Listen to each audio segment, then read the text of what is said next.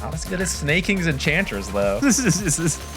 Not many things are. All right, everybody, it's time to jump into game number 1 of Falcons versus Na'Vi here. And with this, okay, Amar, something. I don't know what he's doing. Just getting some frustration outs there on the keyboard. But I am excited to see how they're going to do this. The mid lane of the Sniper, again, going to have a good front line between the Bristleback and the Ursa. I think he should have a pretty good lane versus that Earth Spirit.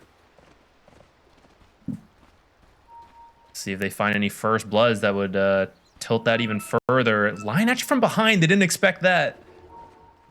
So that was pretty lucky on the timing. That could have been first blood for someone. Either the Sniper, help that lane there, help change up that volatile save lane we were just talking about. Maybe Ursa or the Enchantress starts with a couple hundred extra gold. That helps a ton.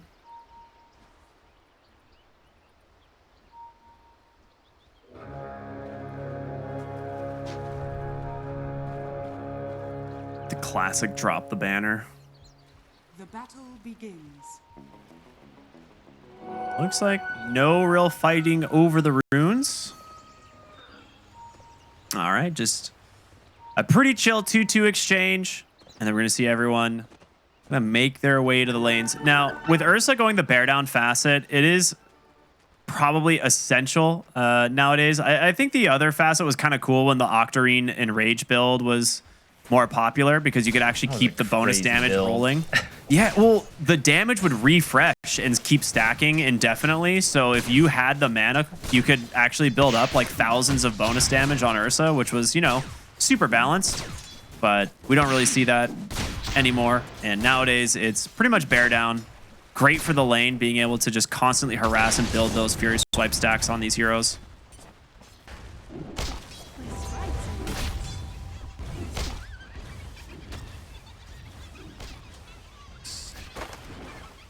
This lane will push out in their favor soon, for Navi's favor, but they will have to be careful because I think that could be the level 2 for Falcons, which maybe that's where we see a kill happen. Yeah, as soon as Enchant and the like Shockwave or the Empower, the Enrage, whichever one he goes for, like Ursa's damage output skyrockets, so definitely have to be careful. As for the other lane, we're going to have Crit playing the Batrider. Amar once again on his Bristleback, which homie needs a new skin. So, come on, someone on this team has to give him some better cosmetics in this. What is this? He is not intentional. This is ridiculous. Help this guy out. Bristol's got quite a few items too. Dude, he's got 4 immortals. Like, I don't like. Granted, one of them doesn't look too great, but like there's at least definitely better items than that. He's just going for the Zai award, though, the worst looking cosmetics. Ooh, okay, just rips all the shrapnel charges right away in the mid lane. You did get the level 2 shrapnel, and he tried to make a kill attempt there off of it, but Sanctity rolls away, gets his bottle refill, and now is going to have quite a bit of space to play this lane now that he's not under the threat of the shrapnel. These double wards Falcon decided to go with. Ooh. Oh, cheeky. Oh, all right. Maybe not intending to end up here. No, I was like, he's over. Oh man, he was there for 15 seconds otherwise because he had no way to cut the tree or anything. So, well, you can walk out from that spot, but sometimes it's daytime, so sometimes the creeps aggro you and they body block you in the trees. So yeah, that's a little painful. It's all right. It was intentional. It was intentional. Mind games. Yeah. Well, it does cut down the ability to rotate though, because I was just about to point it out. They committed 2 wards in the mid lane on the bottom half. So you'll be able to see Earth Spirit rotate, or the Lion is the more likely support to move. You could see him coming into the Sniper. So I think for Earth Spirit to find a successful rotation would have had to be a sneaky TP over to his side lane, quickly do something. But now it's on cooldown, so we'll see. It'll be up shortly. I'm sure it's not going to be too bad. But he's got to buy one though. Yeah, he. Oh, that's right. He does have to like buy one. Oh wait, he does. He does have another one already, but yeah, that means he had to buy it, and that kind of sucks.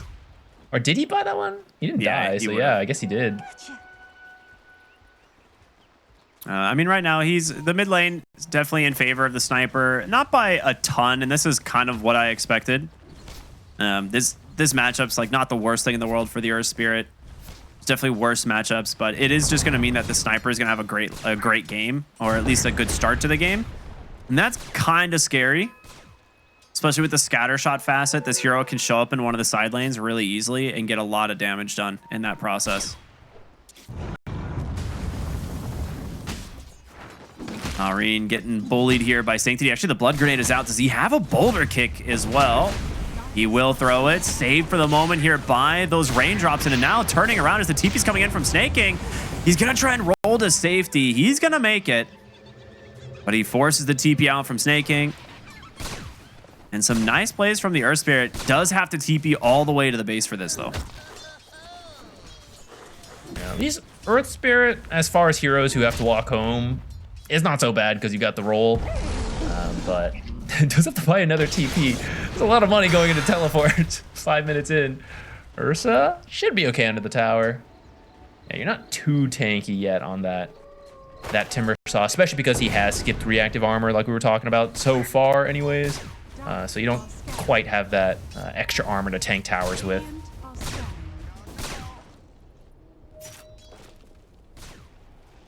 I saw that get placed, immediately pinged out by Koyori.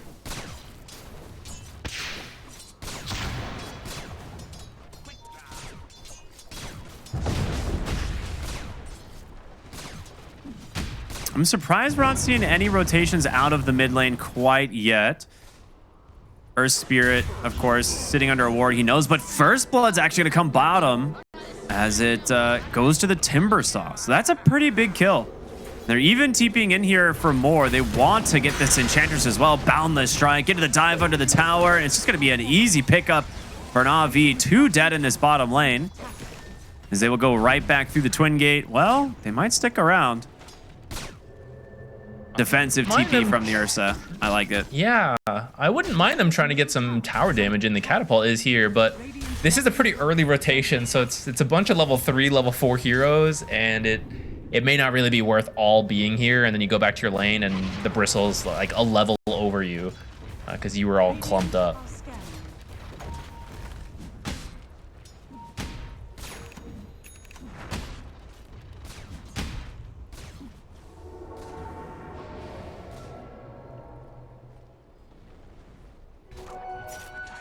Looks like Crit's gonna start the double stacking. He's got a lot of heroes who want to clear out all of that. So thanks to this rotation, it did leave Amar alone top for quite some time, and now he is very firmly at the top of the CS charts here. 45 and 12 for his bristleback. And I can't imagine he's going to really find too much trouble this game. Shad looking for Skitter. They had a good ward here on the backside. Does have Boundless Strike to set this one up. Ooh, unfortunate overlap there of the spells. They have the Hex to try and slow them up a little bit more. The Scatter Blast here from the Sniper. This is when you get heavily punished. And Shad will be the first victim here on this gank. Now, Boom, he does come in on the Timber Chain. QBFY, Assassinate is out. Survives on 7 HP. Oh, what a Fairy Fire use. And now, Boom, unable to find anyone on the backside, will just disengage. Yeah, that's unfortunate. That's one of those like new team things. We were talking about how it takes some time to come together. That spell usage in the heat of the moment, that's one of those things that as you play together more and more, it becomes easier, but mistakes like that do cost you. The Ursa gets away because of that overlap on stuns. And in fact, they get punished for it too. Well, I guess he lived at least on the Lion. Like normally they would get the kill, maybe disengage. It's still possible that they would go down there, but yeah, nice attempt. Snake King's going to be able to scout some nice stacks behind this mid-tier tier 1 tower. Start to put pressure with these enchant creeps. As Crit just sitting on Boots Windlace. Not really much going on in terms of his itemization. Probably going to go and finish up his stick, then look at a Blink Dagger. But right now, smoked up. Or that's an Invis rune actually on Sanctity. They do have a sentry there, so they know exactly what's going on.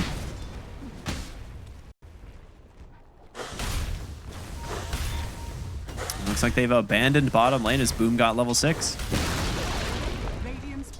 I mean, I think that does come down to the kill they managed to get on Skeeter. We were saying it ends up being a volatile matchup because whoever gets the kill gets the level advantage, and either you're an Ursa with Enrage and you just ignore a ton of the damage that Timbersaw is trying to do to you, or you're a Timbersaw who has extra burst with Chakra. Enchantress healing through a lot, but it's not going to be enough. Boundless strike out from Shad to secure the kill. A nice response there from Na'Vi.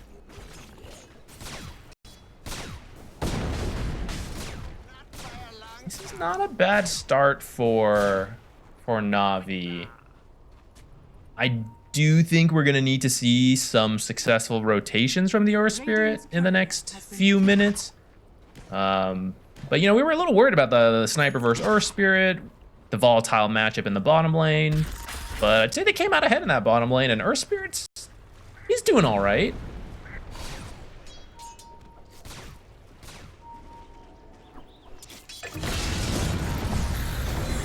Mid lane roll in here from Sanctity. He's going to drop that Magnetize as well. The damage should be here to finish it off with the help of the Timbersaw.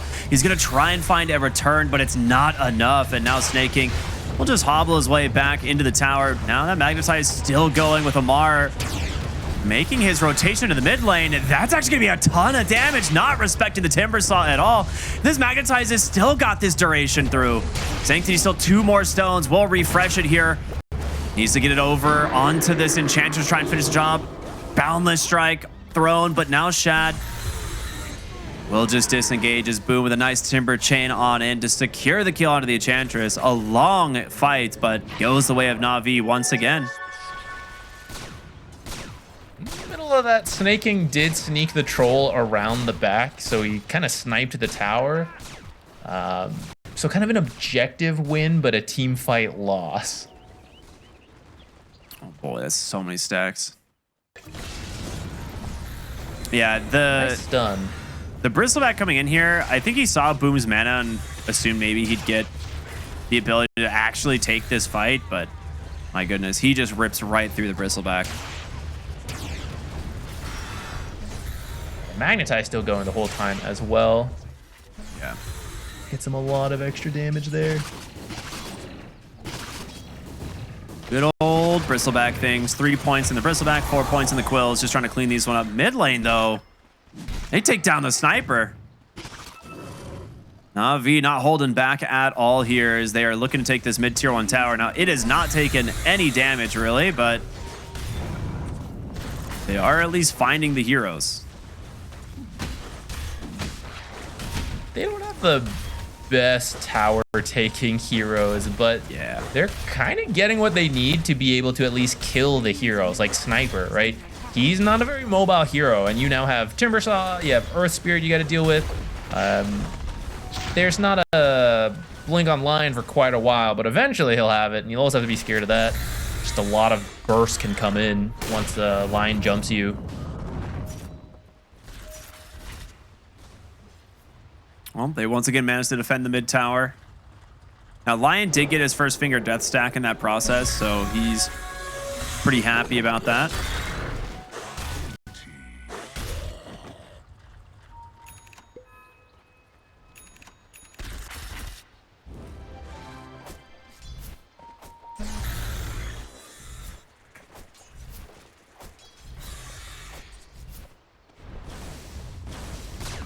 Despite it being 2-7, it is still a pretty even game. A lot of it is Amar. He's been farming very well. Although Skeeter was the one being punished by the rotations, it left Amar free. He also had a ton of stacks made by his team. So his Ags is going to be pretty early. And that'll help accelerate him even further. And once, like, it's going to take a little bit to get there, but like once he has a BKB, it's going to be really hard to kill a Bristleback this game with the heroes they have until Monkey King gets really farmed. Dude, Amar's HP pool is almost non-existent right now. He's just been farming these camps on so little HP, just playing at the edge, knowing that You just needed a little bit more gold to get that Aghanim Scepter, and now with it being completed, I'll make his trip back to the base. Just catches a stray Ice Blast, dies. Dude, that would be pretty epic. Radiant's middle tower is under attack. If they can put the Ice Path to use, they are heading in, not Ice Pass, Ice Blast. They are heading in, but didn't find anyone yet. They got scanned right on the high ground there, so Falcons kind of know what's up. Bottom lane, though, Snake King's trying to hobble away, but it's going to get interrupted by Shad. Now, the question is if anyone else can make the rotation over. It doesn't look like it, so through the Twin Gate he goes, and he will be just fine. Mid lane tower, though, looks like they will finally finish this one off. Radiant's middle tower has fallen. 14 minutes of beating your head against a brick wall, basically. Thinking about diving this sniper. He's pretty far back, though.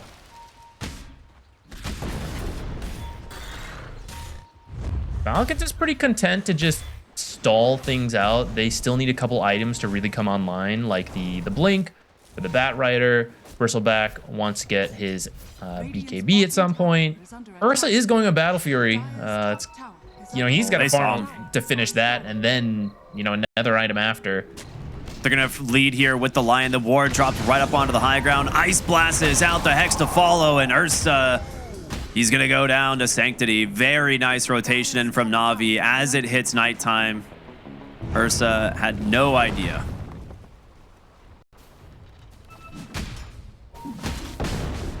Lion TPing back. They're looking to catch the heroes in between them now. Falcons in the jungle, the dire side. But again, they're reading this. They're currently dodging successfully, though. I say that. Maybe Snake King's about to go walk into the Lion.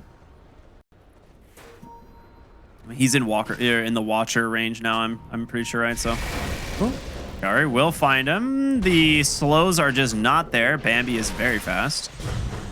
But with them helping, the blink reveal out from Boo. In comes the Monkey King as well. They get the kill. But now you're just surrounded by 4 heroes on Falcons. What a return. And now looking for QBFY as well. Shad does have the Wukong's command. He's going to drop it. The roll in from Sanctity. Lets the magnetize rip. But Falcons will back away. He had to roll from pretty far, but it's unfortunate that it missed. Otherwise, you can keep someone in that Wukong's command and maybe get a kill. Instead, it's a nice disengage from Falcons, and they're pretty strong. They're actually looking to Roche. They kind of know without Ice Blast, without Magnetize or Wukongs, they can't really fight this on Na'Vi. Well, they have Ice Blast back up, but you'd have to scout this one out. They do have it scanned. I guess you can go for the snipe, but I don't think you can fight beyond that. Kaori is just going to get found here by Snake King. A lot of damage from these summons, and they do connect on the Ice Blast. The roll in from Sanctity and kicks the corpse across the screen. Sniped, though, by Malrine. They get the return kill. Great TPN from him. I think he got a Maelstrom proc and a headshot proc on that assassinate, because I was thinking that AA would not die. A bit unlucky there in the RNG procs.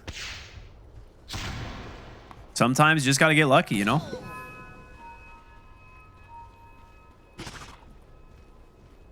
Radiant's middle tower is under attack.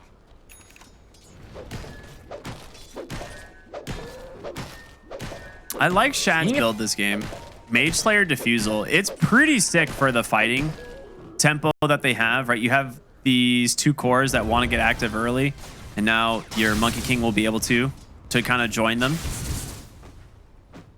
And my worry about that build, I guess they have it identified. Like, they're not going to outscale, especially with this build. So they're going to need to find things in the next 10-ish minutes. And unfortunately, they don't have the Aegis.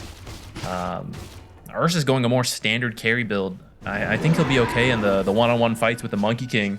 And when BKBs come out, Earth Spirit and Timbersaw don't do nearly as much.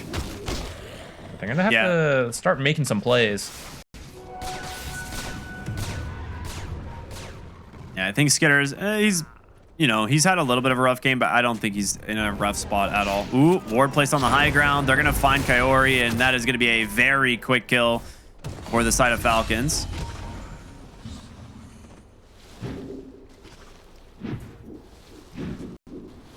King's gonna quickly shove in that lane before getting out. Though, maybe she's gonna hide in the trees, cut it again. I don't think you want to directly fight Falcons into this bristleback right now. He's really strong. He's got the Aegis. You can maybe kill him once with an Ice Blast, but he's gonna come back. Ice Blast still on cooldown. Not really sure you can get him a second time unless he's completely isolated. Ooh, QBFY walking up to that twin gate. Unfortunately for him, Falcons coming through at the same time. They get themselves another kill on the board. Now, still behind in terms of kills, but still have complete control, it seems, of the map right now, thanks to the Aegis.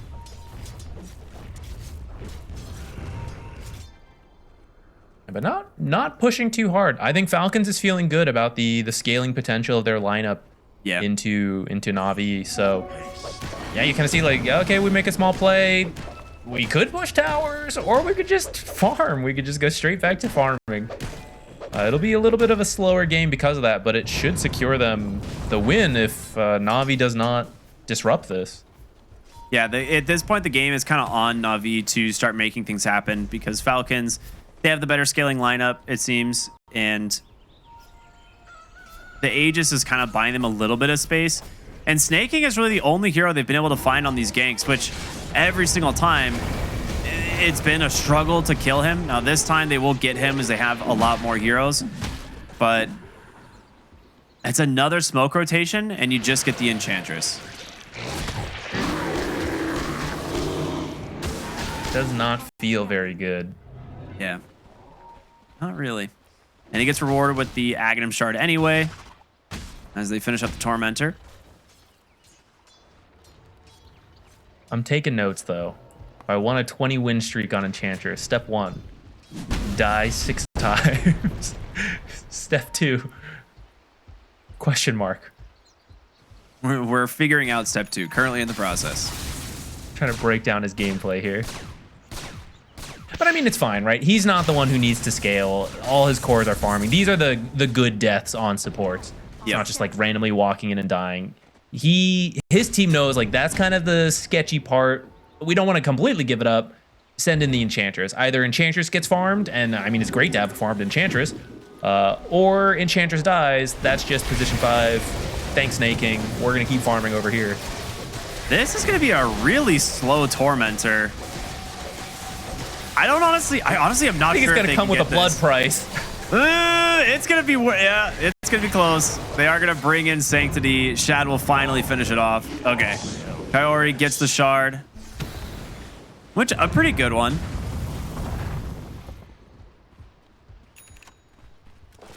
Yeah, we were talking about AA having a weak lane, and that's true. It kind of got through the laning stage now. AA's buff to have AoE. Oh no, he took Bone Chill actually this game. Well, I guess that's good too. Good versus some of this like bristle and stuff.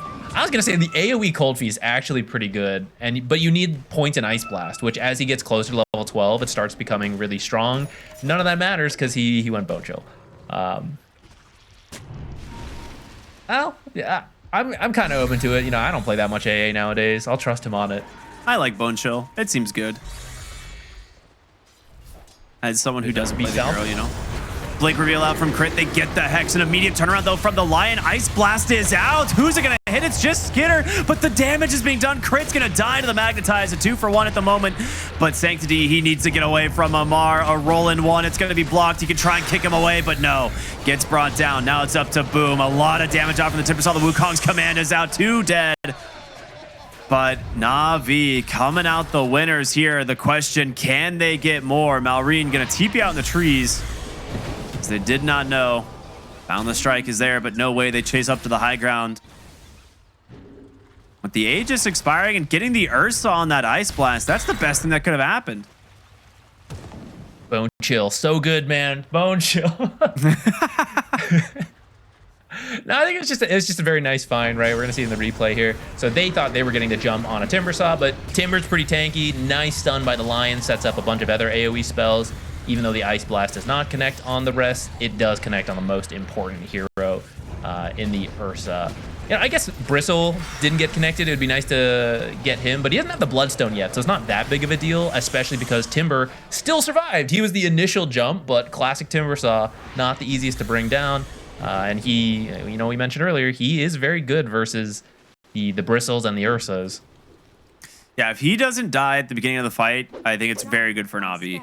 Because then you're kind of just hoping you get like 1 or 2 heroes in the Ice Blast, and then they're probably going to die with just the damage that the Timber Saw can do alone. So, very good fight from them. I'm a little bit interested in what Shad is doing with his build here, because at the moment, he's got a few different things queued up. Looks like he has bought the Eagle Song for the Disperser. Yeah. All right, early Disperser pickup then. It's decent for like dispelling, getting rid of the goose stacks from Bristleback, as well as the napalms from the Bat Rider, I suppose. Gives him a little bit of kiting potential, so that's nice. Boundless Strike from downtown Shad. Manages to find the Enchantress here. Yeah, I think a few times. Let me adjust my plan. Step 1 is actually die 7 times. Write it down. Hold on. You erased the last step. But it's all space made, because, man, I don't know. Navi's finding winning fights, but the gold lead really is not changing. And as BKBs get closer for Falcons, I don't know. The damage is just going to disappear once those BKBs are out. Earth Spirit and Timber are just going to be ignored for 9 seconds. It's a really good BKB and SNY game. So you're going to see Sanjan Yasha already finished up, or being queued up, sorry, on the Bristleback. I imagine Ursa, after his BKB, will consider it as well. Ooh, Bat Rider gets caught in the jungle. Very nice blink stun there from QBFY. Which this is where Lion kind of shines, right? In the mid game, where you have one team that really just doesn't want to take these head-on engagements. You have a blink stun initiator who can try and set up these kind of pickoffs. Only at 1 finger kill, though, actually. Yeah. I guess they keep finding Enchantress, and he's probably like, it's not really worth using it on Enchantress. But they haven't actually really found a ton of other heroes, so. That's a big rune.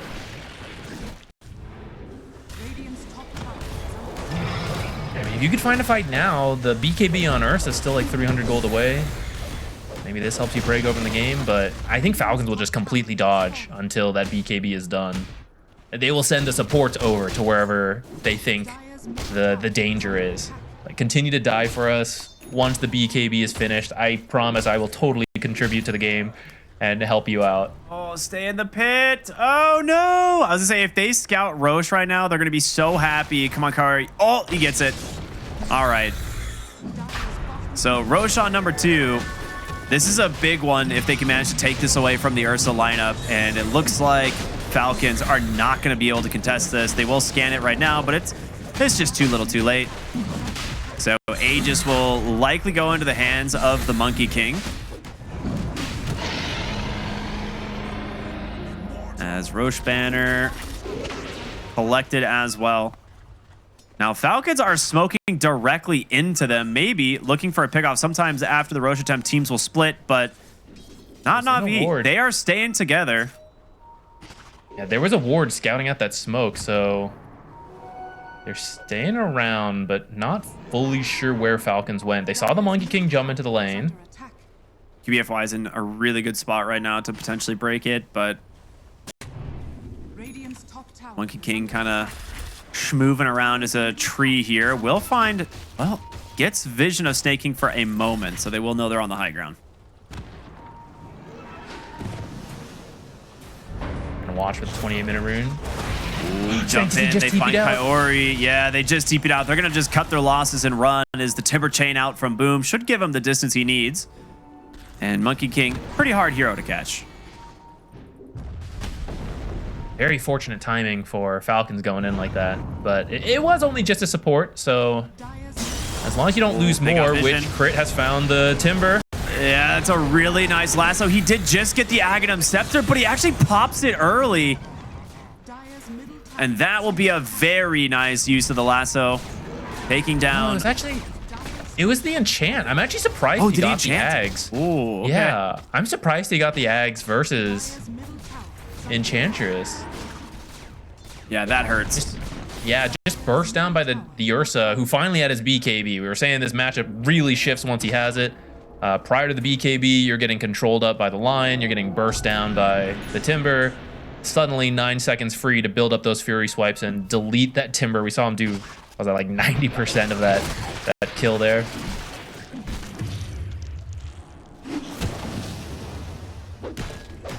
And suddenly a 6K gold lead. Who got the Aegis, man? How does the gold lead go to Falcons? It feels like it's just I'm so at a loss. Like, I don't know when they got that ward placed, but that ward has just paid off so much.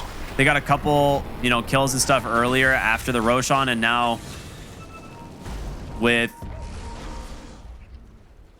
well, if they can get a pick off here onto Ursa, it'd be huge, but he knows something's up. He's out completely. The Ice Blast is not going to connect. They walked through a Watcher. Oh, that's what happened. I'm glad they struggle with this as well, because my guy, I cannot tell when Watchers are active or not and whose team they're on. I click them every time to see, like, can I channel this? I have no idea. That is painful to get caught by that this time, though. Radiant's middle tower is under attack.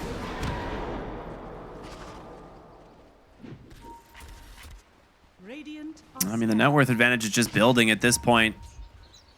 Both teams under a ward at the moment. They're going to bound the strike. They do manage to find crit. The jump over from Boom. The lasso is out. The Aghanim Scepter dispelled. Boom's going to get out a nice Wukong's command. The Ice Blast. It's going to connect, I believe, onto this Bristleback, but can they get out? The damage still ramping from this Magnetize as Boom now going in to try and finish the job. See who he can grab into the base. Sanctity goes looking to finish off the Ursa, but the damage. Magnetize finishes the job. He gets them. Wait. Yeah, he rolled in and got another refresh on the Magnetize. Look how much damage he did with that Magnetize. Oh, that is so consistent too on the bars. I like that a lot. Very nice. I mean, you only have one BKB. So that's actually a testament to how long Magnetize lasted.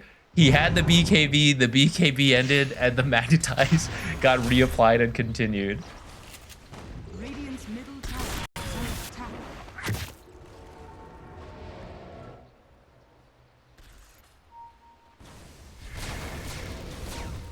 Navi cutting down the gold lead. Back down.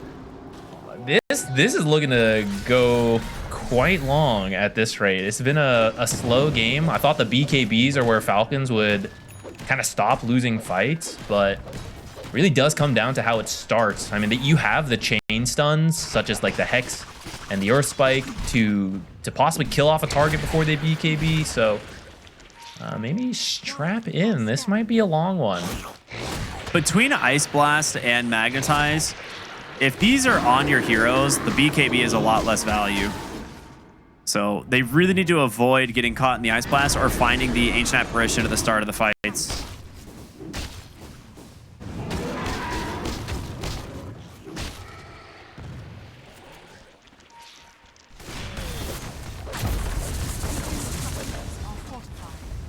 Eater has his Basher coming out, so maybe he can be the one jumping the back, trying to kill off some supports. Radiant's bottom tower is under attack.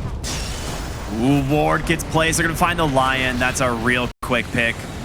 Nicely done. Now, Sanctity pops the Shivas. He has a Crimson Guard as well. He's going to pop it, but they get the bash out from the Ursa. And now he's going to need some help, but nothing's coming his way. TP out now from Kaori, Oh but two my shots from Mark. goodness. He gets him in the fountain somehow. Make it make sense. Dire's top tower is under attack. Took 16 damage in the fountain to finish. What was that? I don't know. What is... Does he have the... It was a tick of Cloak of Flames, a lingering... Oh my god. It was a lingering tick from Cloak of Flames. That's actually what it was. No 100%. way. I guarantee you. Yeah, that's what it was. A lingering tick. That is unfortunate. I was like, does he have the... I thought he had Dragon Scale maybe, but no, it's actually just Cloak. That's wild. Well, a 7,000 gold lead now for Falcons as they're going to look to take the Tormentor. They've got pretty good heroes at doing so. Ursa gets this for free.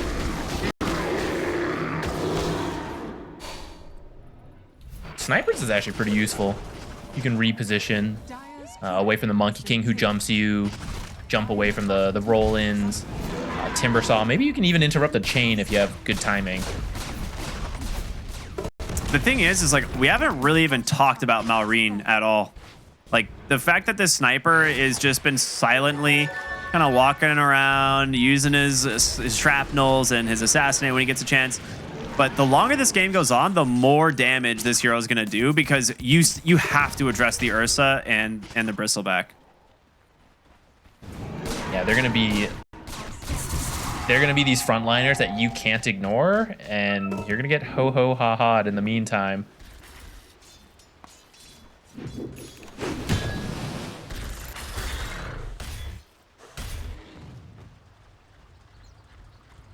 So I do think that's kind of part of why, draft-wise, part of why this game has been a little slower. We often see a playmaker from like someone like Malrine or ATF, but this time Bristle and Sniper, like very passive heroes, you know, it's crit with the Blink Lasso, and now you have Basher Blink on Ursa, but that's kind of why it's just been hanging around waiting for Na'Vi to make plays, and it's difficult for Falcons to force more.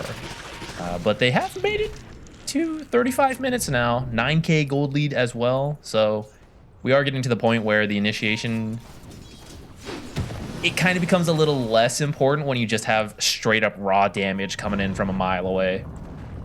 Yeah, they have a lot of really good team fights on Na'Vi. Like if you happen to get the Dream Initiation, if you happen to get the grab onto like the Ursa or the Bristleback, then best case scenario. But crit doing the job right now, pulls in Kaori, delivers them to Skitter.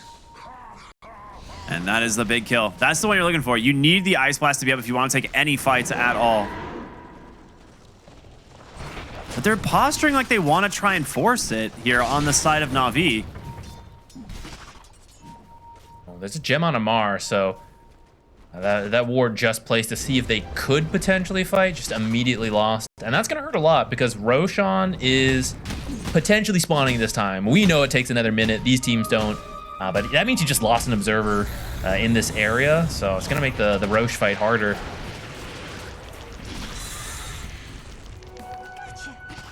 Yeah, Snake King just keeping an enchant creep in the Roche pit for vision. Just classic Enchantress things. We're going to see a smoke come out from Na'Vi. They know that this is the time. They've got to win a fight here. You're starting to fall a little bit too far behind. There's a double catapult wave knocking on your tier 3 bottom. This is going to do some damage, but this is what matters. This fight, Snake King walks in, pops the smoke. They get him. The vision is out, but a nice force staff to safety. And he'll just go ahead and buy himself some time. Now with this, Falcons know exactly where they are. Another ward and sentry dropped. Crit has to take the long wraparound back in to make sure he doesn't get picked off. He doesn't know where Na'Vi is, so Falcons just has to hold out right now. They are just able to continue cutting the wave pretty easily. You need to get rid of that ward, and yeah, Amar there with the gem will allow him to do so. And they're just scouting with the Enchantress creep. Now the Enchantress, however, gets jumped immediately, but a nice force staff to save him. Sanctity has to roll to safety. Instead, he gets on top of Amar. You gotta get the Ice Blast out. It does connect onto both of these cores. Now Falcons, they're up 2 kills right now, but they need to disengage until that Ice Blast expires. Malrine, force staff to safety. Amar, he's back in. Turning it around. Malrine with the BKB, trying to do it again, and the nice lasso is there. The Earth Spike from Lion doesn't connect. Shad comes in. He's doing what damage he can, but the bashes, they hold him in place long enough. Death after death for the side of Na'Vi as Amar will just run down Shad here, trying his best to stand his ground, silenced up, but it's just Malrine on the sniper, getting all the space in the world to find these kills. Crimson Guard's going to keep Boom alive for now. Plenty of bonus armor. The Enchantress is still looking for him. They're going to buy back here on the Monkey King. See if they can maybe bring down Amar. This would be a huge kill if Shad can get it. Boom actually on the high ground, stuck on the tree, but he will be able to close the gap and finish the job. Snake King will TP to safety. Now, do you buy back to defend the Roche? If you were going to do it, you had to do it already. At this point, it's too late, so... It costs the Monkey King buyback and the Earth Spirit buyback, but they will get the third Aegis, which means they get the banner and the Aghanims. So maybe worth it, but you also have to wait out these buyback cooldowns, I think. Because if you die anywhere on the map at this point in the game, Falcons will be able to run it down and take your base. Yeah, I was curious who's going to take the Ags. To me, Monkey King makes the most sense. I think you just need a little bit more damage. And the Aghanim Scepter for Monkey King is quite good. There's also a case to be made for the Earth Spirit, but I like this quite a bit.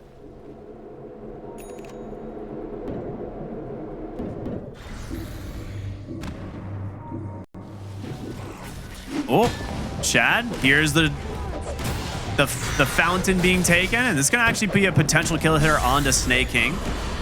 Takes him a little bit, but they will eventually wear him down as those heals will stop coming through.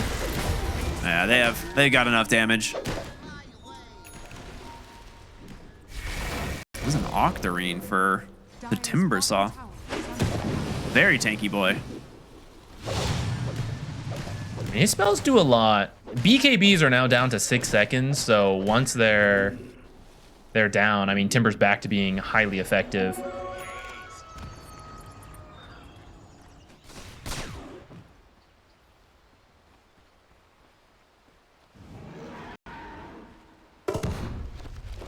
The Aghanim set. Well, I'm sure this was intended. Holding his And like force staff. hopscotch across. Yeah. Across We'll just the use river. the grenade one more time to get over. Whoop. Good stuff. Like you're playing in the creeks with friends, and you're like, look, I can get across. I'm not going to stand in the water.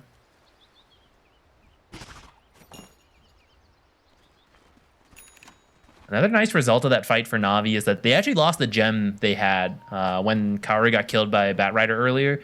But off that fight, they have now retrieved their own gem. Falcon still has a gem that they bought themselves on Batrider. But at least it won't be one-sided for Na'Vi, because playing in the dark is brutal.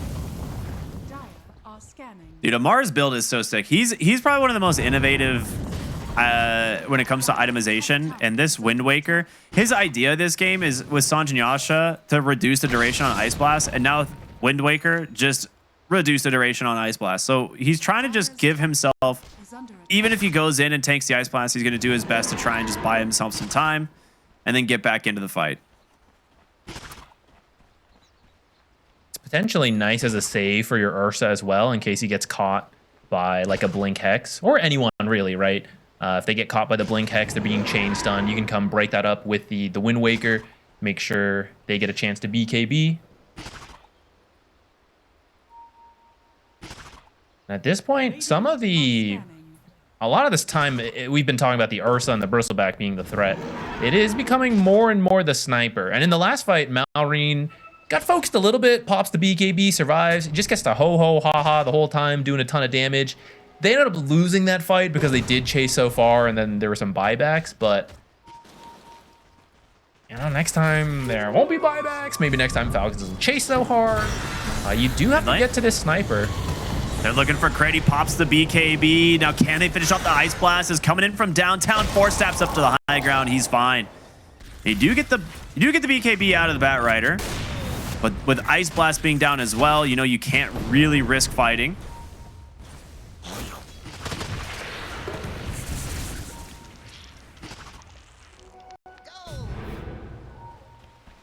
Snake King's been doing a great B. Now, can they finish off the Ice Blast? Is coming in from downtown. 4 steps up to the high ground. He's fine. You do get the BKB out of the Batrider. But with Ice Blast being down as well, you know, you can't really risk fighting.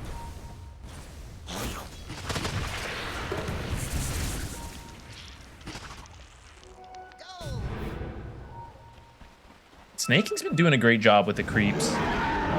throughout this last 10-15 minutes, at least one lane has always been pushing in their favor because he just keeps sending a creep over. That is an Assault Cuirass on Earth Spirit. That is just not something we see all that often. QBFY here, gonna just mana drain up Amar. He's got plenty of damage coming around, but can they actually finish this hero off? He will just TP out. Yeah. Oh, that's another BKB down. All right, they're gonna smoke up, see if they can make use of the no BKBs.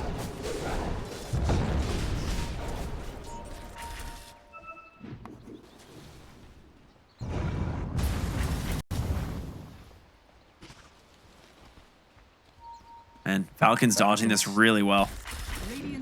They feel it coming.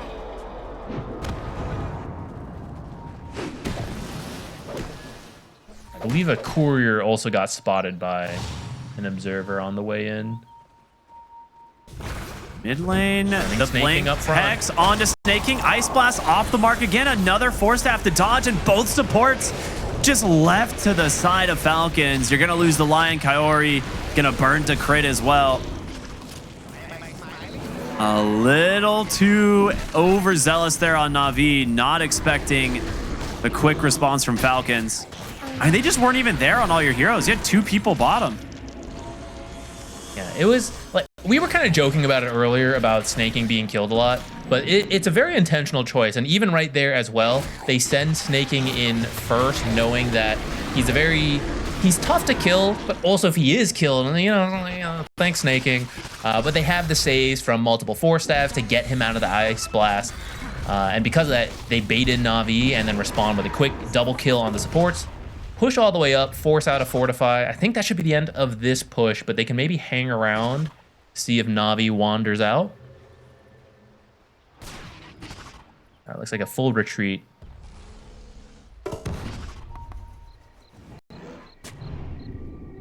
I don't blame him. The next big objective is going to be Roshan once again. It was taken on the latter half of nighttime previously, so it's going to be a few minutes before we see what its respawn timer is, but do not want to risk it beforehand. Mid lane, they actually had a deep ward that is scouting out some of these heroes on the side of Na'Vi, and Amar perfectly happy to kind of bait them in. Falcons are going to smoke. They're looking for the initiation from Crit, the blink, the lasso. It's there. Who will they find? Boom has that Lincoln's. You'd have to break it first. Gets broken. There it is. A nice turnaround, though. QBFY with a nice Hex. The stun is out. Skitter taking some damage. They need to connect on an Ice Blast. Wukong's command, it's huge. It holds him in place, but Snaking manages to get out of the zone. And now you're in a little bit too far here on Sanctity. Can he roll away? No. Body blocked up from Amar. Now, that being said, they get a lot of damage out from this Magnetize, and Ursa is dead. The Magnetize will finish off the Bat Rider, and Amar needs to be careful. They still have Ice Blast. They're going to find Malrine in the center. He's dead. Na'Vi get 3. They took the whole fight without throwing Ice Blast once, and now they're looking for Amar. He's going to try to make his way back into the base. No Wind Waker in his backpack, thanks to picking up that gem. And, well, seemingly tank. He's just too tanky. He's fine. All right. Fake hype, fake hype. He's okay. And Snaking still pushing silence. All right, they're looking at an opportunity here. Yeah, they get themselves a freebie in mid. Snaking and Amar, the real carries this game, as they are just finding kill after kill. And now Boom has to TP, has too much damage stacking up, but there's the Yules. Boom, down to 90 HP. Timber Chains away. He's got one more in the bank. Can he get the safety of Blink in 1 second? He dodges the impetus. Boom should be able to escape here, but he's currently under a ward. Kaori in the bottom side here trying to split push with these ice vortexes, but Amar's looking for him. Will not find him. Wishing he still had that gem. Absolute cinema. Magnetize did so much work in that fight.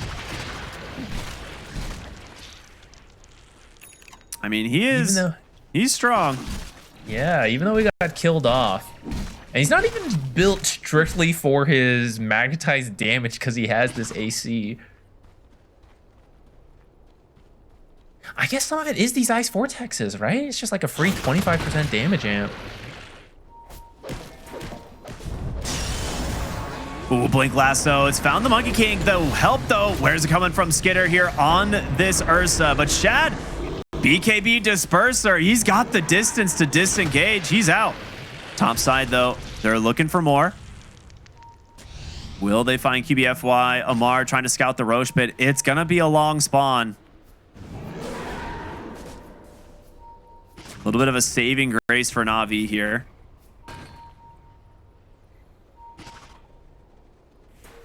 That is a scary position to be on these supports. Oh, no. This ward will protect us. Don't worry.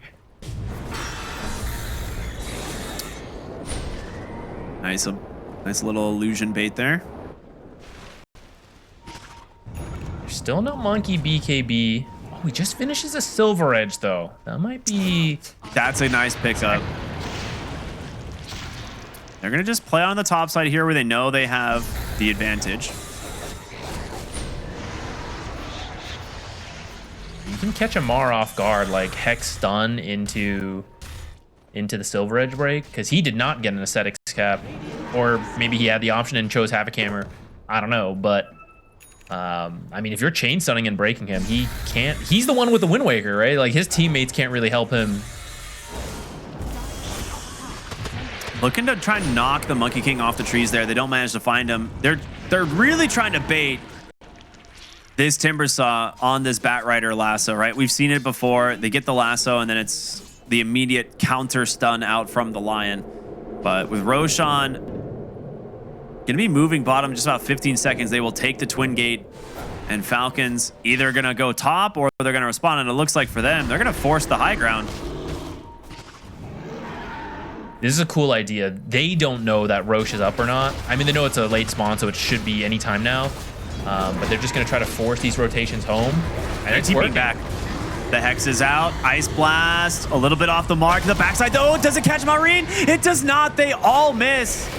Amar is the only one in grasp of Na'Vi, but that's not the hero you want to go on. And now QBFY in trouble. Boom's going to go in on the Timbersaw, but does not have the damage. Hex up onto the high ground. The Ursa, though, protected in a big Wukong's command, trying to just zone them out. But they all managed to disengage once again on Falcons. They need to get into this base on Na'Vi.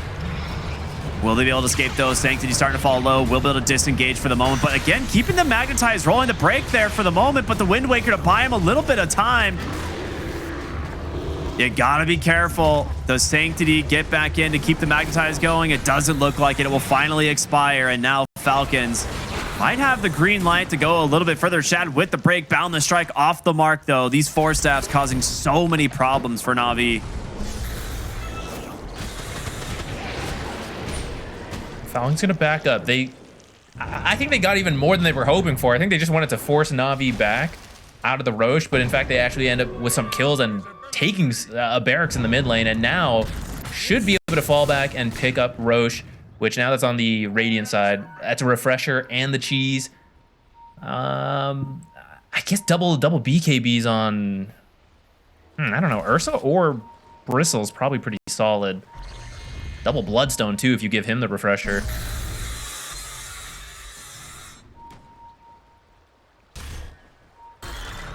Dire are scanning. Looks like Falcons are more interested in fighting at the moment than going for the Roshan. And Amar, he's just going to sit on the right side here with this Invis rune to see what they find.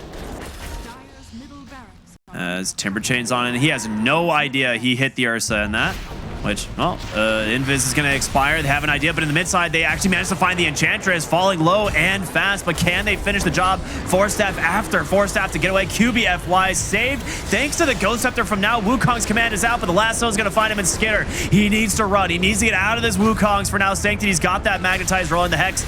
Out once again, trying to hold this Thursa down, but the sniper, man, Mal Marine is doing so much damage to this Revenant's Brooch as he gets another big kill. Now his BKB's expired. Blinking from QBFY. They take down the sniper in 90 seconds. No buyback, but they want the Ursa. They're not going to get him for now. Snaking, putting his life on the line. Bume trying to chase for more. He's got a blink in 1 second. Does he find Skitter and Rage, saving him for the second? And they get more. Amar doing a lot of damage here as well on the Ursa, but they won't find it. It's time to go into Roche. Ice Blast. Wait a minute, Skitter. He regened enough. He should be okay. It's certainly buying you enough time to finish this Roche now, though. Man, I don't even know how they're doing it. I am watching this, and I don't know how Na'Vi is drawing out these fights long enough to win. I think this amplified magic damage is sneaking its way in. The Earth Spirit, who got nerfed in the early game, he's reached the late game. He's level 25. Like, this is kind of back to just the OP Earth Spirit rolling around everywhere, magnetize, undispellable. They will give him the Aegis since he did buyback in this last fight. You definitely want to make sure your Earth Spirit is ready to go. The refresher is going to be on the Monkey King for the 2 Wukongs as well as the double BKBs, which makes a lot of sense. But we are going the distance. We are 53 minutes into the game. This is easily the longest game we've covered, but I think going into today, there's only one game that was about like barely an hour. It like ended right after 60 minutes passed. So perhaps we're gonna have a record for the tournament so far. Shad running around, Invis Disperser, looking for crit. QBFY doesn't connect onto the stun, but they will try and just follow him through the trees. Boundless Strike connects right as he attempts to TP. So crit gonna get picked off here. No way out. Finger of Death stack for the Lion. It's the gem up to too. 4, not a ton. They may not have noticed. They should have seen the gem, right? The courier is already out. There's so much going on. So much junk on the floor right now. Triple Earth Spikes.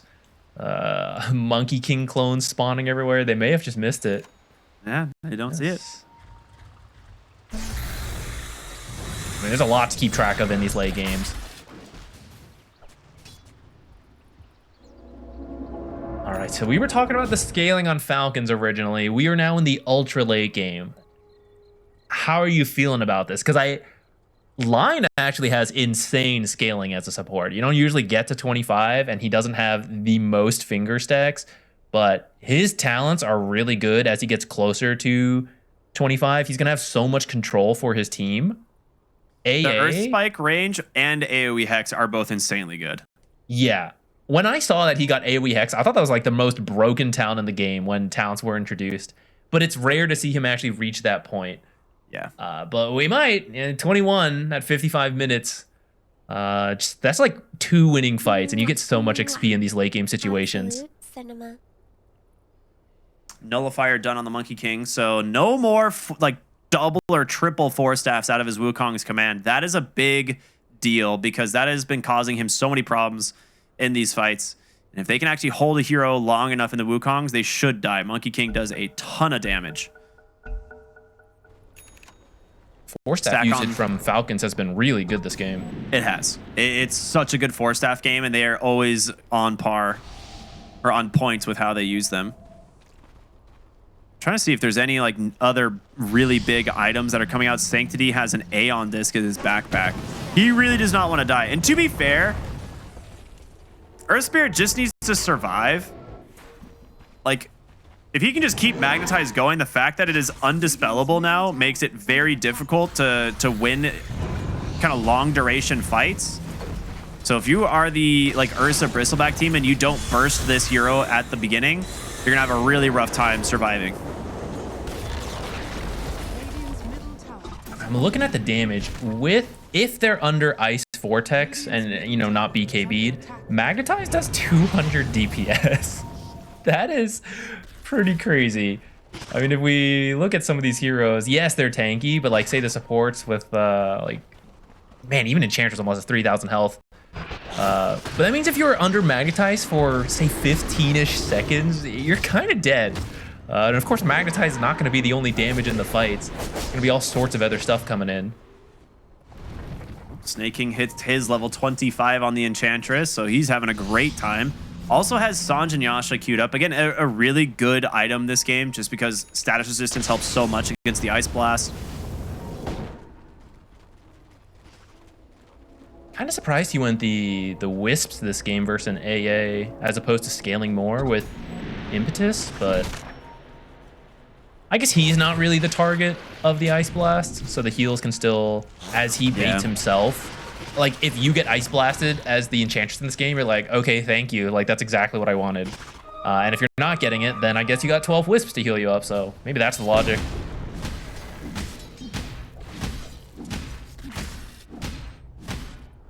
All right, we're getting to 60 minutes. So what do we want to see?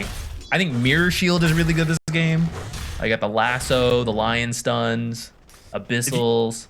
If you get Mirror Shield on the Timber Saw, I actually don't know. I don't know how you kill this guy. Because like you got your Lincolns all ready to help. It's already kind of difficult for them to get a like Lasso on this hero to try and find the kill.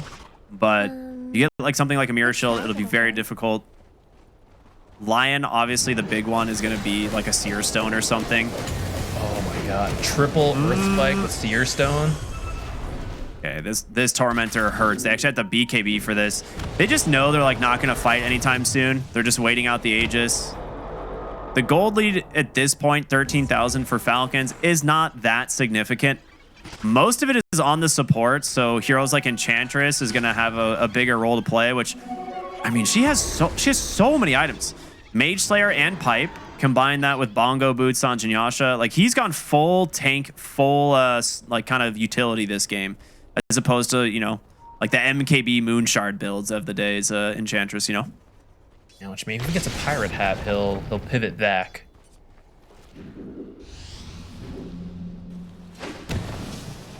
Who buys the first Divine Rapier this game? Sniper? I mean, I can see it. He's got the Revenant's Brooch already and the Aghanim Scepter, so... And like consume the Ags, get Divine. Yeah, could be one of those things where he just starts sitting in the fountain and waiting for the enemy team to push. You just start pressing your ult off cooldown.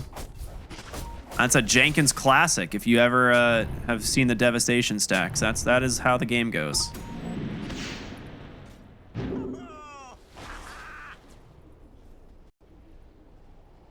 Refresh Orb cubed up on the Monkey King as well. That one's pretty obvious. Always need refresher late game. Timbersaw's actually got a BKB queued up. That's actually not that surprising. He definitely will need it at some point, because there is just a lot of like disable he can deal with, and the BKB might give him just enough time to go in and secure a kill. Especially if Mirror Shields do come out, you can BKB Hex, and you're not self-hexing at least. Yeah. I guess you still need something else to break the initial absorption, though, so maybe that's not even directly relevant. All right, smoke up on Na'Vi. It is the 60-minute mark approaching. Both teams want to try and play for these ancient creeps. That being said, Falcons are the ones who have actually put down the vision for this. They've got wards on both sides. Smoke's going to pop. Amar knows what's up. They will back away. And the ancient creeps here,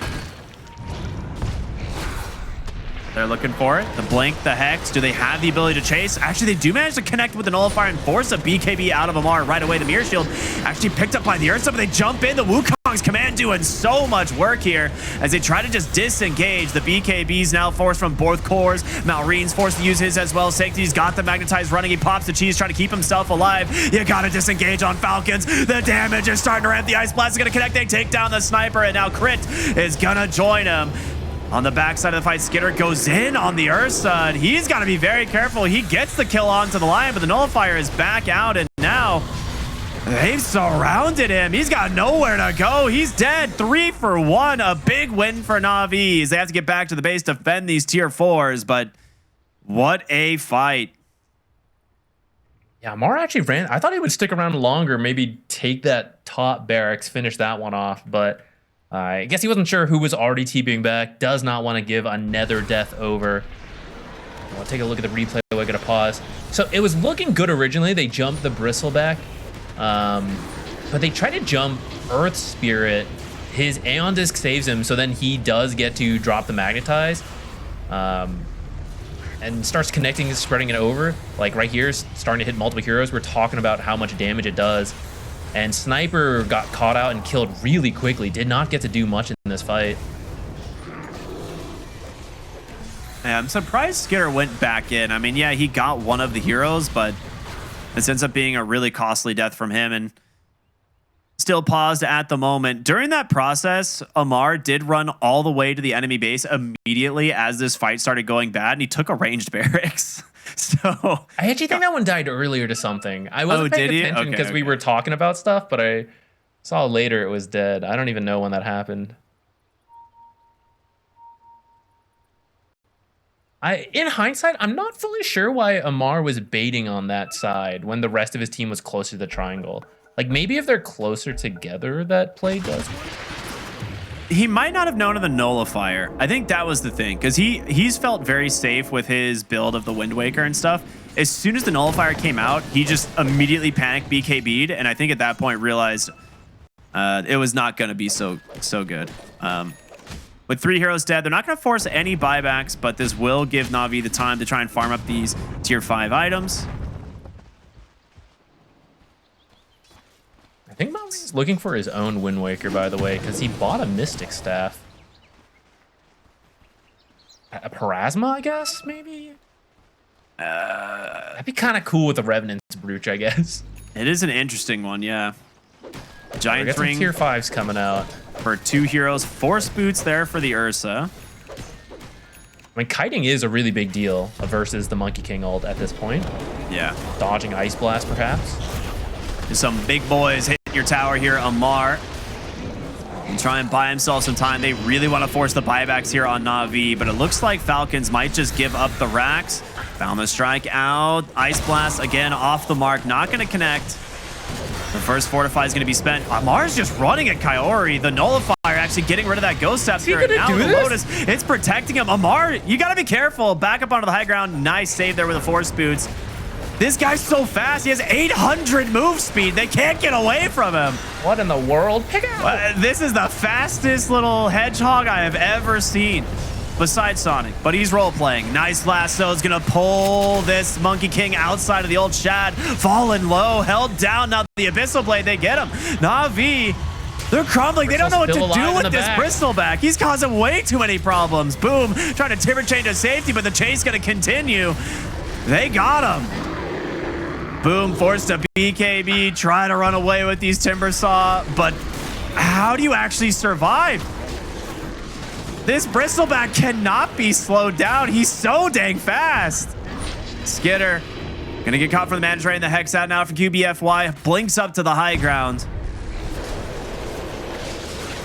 He's not getting out of this one. What in the world is going on? I cannot process the fact that Amar just ran in 1v4 and lived the entire time and set up a winning fight for his team.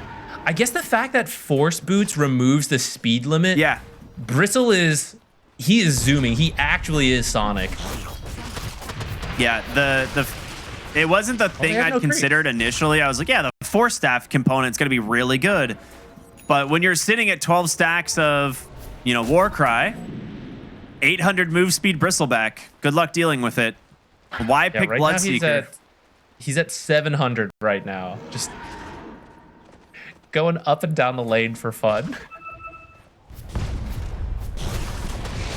You actually how do you deal with a hero that moves this fast? Like, Dota was not meant to handle that type of speed, and well, they're just gonna get the lane of barracks. Timber chains away, he goes in, he mutes himself, he's lassoed for the moment, he needs to get this ult off, but he's not gonna be able to. Sanctity goes down, he's gonna buy back right away, Wukong's command, but the full disengage from Falcons. They're out for now, but they're gonna continue the chase. Skitter, fallen low, broken, stunned up. The Bristle will survive, but Ursa goes down. And with that, Amar actually goes in. He's going for the Mega Creeps. Okay, this guy's so annoying. He's so fast. I can't get over this. All right. You lost your Ursa, but that was 3 buybacks from Na'Vi. Even if they get the Roshan here, which it does look like they've scouted out, I don't think you can get over here in time for Falcons to contest. I don't think you feel good about fighting like with the Aegis when you don't have buybacks. Especially with just 1 barracks left. Top melee is all that's left. Gotta watch for Sonic the Hedgehog zooming in, killing your barracks. While you're I trying to feel roach. like He's you have going. no choice but to get this Roshan. If you don't, I think Falcons just win. Roche, Amar, go. You hear the roar. Just run into the base. dude, right? I mean, they're gonna try and You're go there on already. the Enchantress, and like he's gonna. Well, is he? He's sending in the Alpha Wolf, and by the time Amar gets there, the Alpha Wolf will be in range. All right, here we go. Ah, a little late. Okay. Too late. Yeah. All right, TP back. Aegis into the hands of the Monkey King.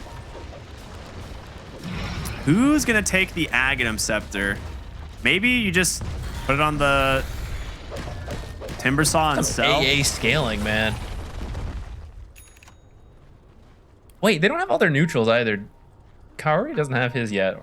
Yeah, Timber Saw just, I think, consumed and sold his. I don't know. I think so. Line, yeah. They got to get the last 2 tier 5s for Na'Vi. Or they gave it to Unless they Spirit. have them I and don't they know. think it's garbage. There's no way. Okay, there's 1 in base. Yeah, they're trying to kill some neutrals, trying to get this last one.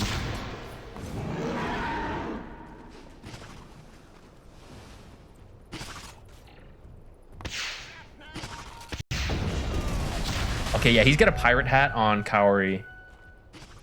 So at least that'll help cover buyback costs for his team. Get the Divine Rapier gold. Maybe scale up himself eventually. Time to buy Ags. Dude, with Bone Chill, think how much damage you're doing. That's what I'm thinking. It's like AA, yeah. It basically just becomes the same thing as Sniper. But ranged Undying. They actually see Timbersaw. He's in a really rough spot here. They're going to go in. He pops the Lincolns. Can they finish the kill, though? It looks like it. They got the damage. 100 seconds on the deck now for Boom. A very, very well-placed ward there from Falcons to scout this one out. Now QBFY in some trouble. Stunned up there from the Snipers assassinate. And Amar just trying to chase Big Boundless strike out from Shad. Wukong's command on to 3. But guess what? They're all out. No! They got the Bristleback on this Ice Blast. But can they finish the job? They're going to turn their attention maybe for a second. But you came in too far, Boom. You can't die back a second time. Save Safety's for going to now. save him for the moment. And a second Wukong's command. This time it's just the Enchantress that goes down. Sanctity with a big magnetize on the backside. It's found Malrine. It's found Amar. Can they chase for more? Skitters on the backside, trying to bring down the Ancient Apparition, but won't do it. Creeps They are need hitting to the keep this barracks. magnetized rolling, and guess what? Sanctity can do it. The kick on in. He really wants this Sniper, but will he find him? Kaori trying to TP out here under the cover of the Ghost Scepter is not going to make it, and Sniper dies in the process. Both supports dead without buyback. Ancient now exposed as Mega Creeps are secured. This is the end game. Can you hold? Monkey King gets found from the lasso. The Abyssal Blade is there. He's dead. Aegis. He's going to respawn back into this. Can they keep No them in this magnetize. game? Boom, starting to fall low, but the Sniper just doing so much damage. It's all Malrine left to the devices. Na'Vi have nothing left in the tank. 2 heroes remaining, but the Aegis, or the Ancient, exposed. The GGs come out, and Falcons at 68 minutes will finally... Actually know if it's good. We're about to find out, introducing true chaos into the game with Chaos Knight, a rationality, the 50% chance of just stun, or the chance to potentially silence, disarm, or break, right? If you get the lucky one. All right, this will be fun. Na'Vi versus Falcons. Game number 2. Falcons currently up 1-0 after a barn burner of a game 1 going almost 69 minutes.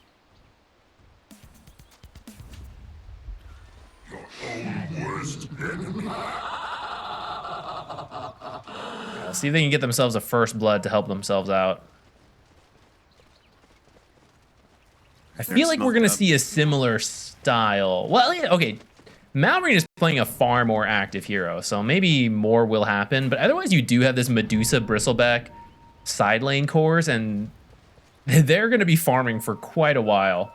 Yeah, and you see the smoke come in here to at least place an observer to start looking for these kind of stacks. for these farm heavy side laners.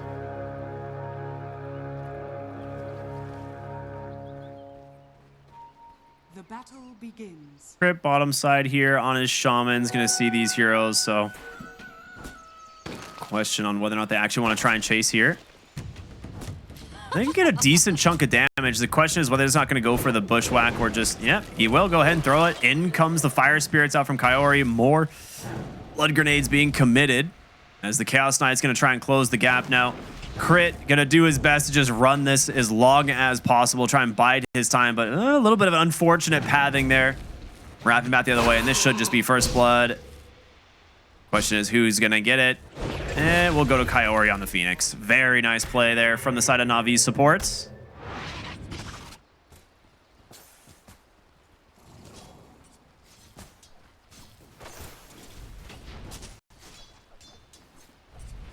Dying Light's going to be very helpful. Actually, Fire Spirits and all the AoE.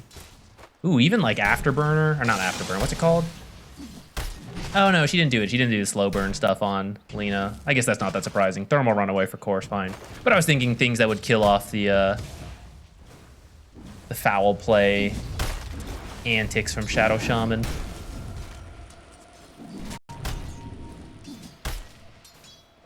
God, that is such an annoying innate to play against. It's just always... Yeah. It's so funny, though. I hate it so much. God, Cluster Cluck is such a good name. It is. They did a great job on this.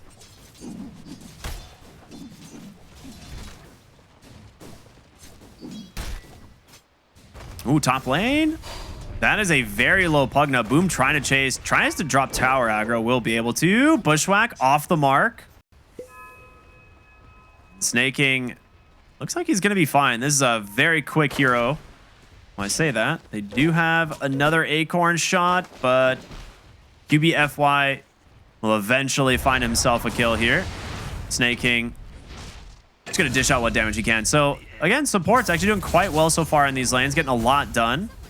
He did spend a lot of resources and take some pressure off of Skitter, though. So, he's farming exceptionally well so far in this safe lane.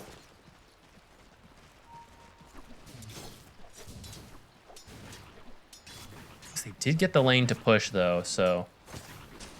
I don't know. It's not easy to kill Medusa. I suppose if you get a good bushwhack and you pop the meta, maybe you can. I wonder if Pugna will just hold the second point for Decrepify. And if you ever need to disengage, you just Decrepify the target and run out.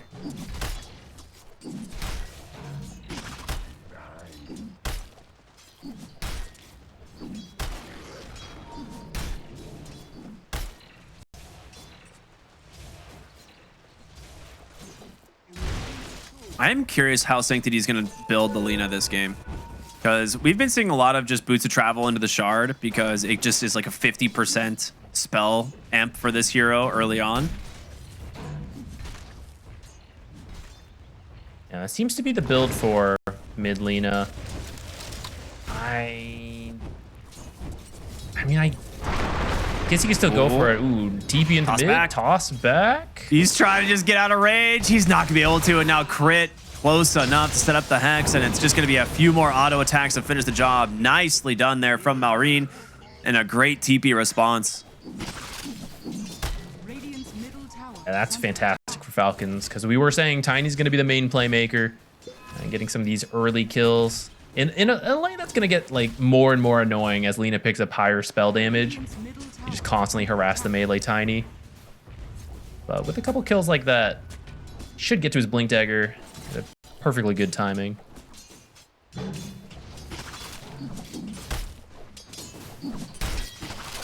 I am curious to see how this Terrorblade is going to have impact in the game. Because right now, he's not having a great time in terms of CS. Yeah, it got nerfed a little bit, but not too bad. So I'm curious what they wanted out of it though to pick it there. You know, like when we were seeing more of it, it was a pretty early pick, so you could flex it for the carry potentially. But he was also just stronger then as well.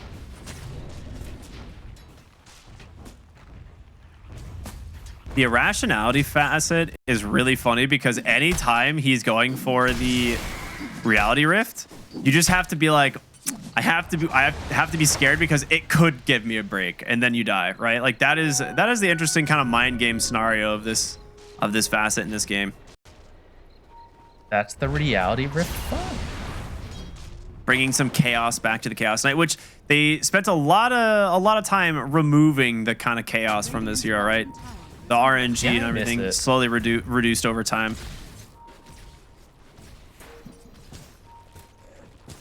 Ooh, Kaori telling Skitter he's up, but they do drop a good ward on the right side, but not an easy hero to dive. They are looking for Sanctity in the trees. Maybe going for the dive. They've got meta. I guess they are going to go for the dive. Yeah, why not? Skitter just left alone in the top lane. They're really trying to commit for the Lina mid as a result, and if you do not get this, it's going to feel real rough. They fort the mid wave as well to try and buy himself a little bit more time. A good heads-up play here from Na'Vi. Crit will be seen coming across, gets the Hex, looking for the Shackle, but the TP will scare him off. Malrine will instead just grab himself the shield rune. I guess you secured the power rune, but your Medusa died, and you lost so far half the top tower, and it looks like the whole tower, because I don't think anyone's going to make it in time to defend. No, it was not at all. With the catapult still here and another illusion coming up from the Terrorblade, that's it. Tier 1 top goes down at 6 minutes. The Medusa lane now going to start to struggle. She's going to have a lot less area of the map to try and play.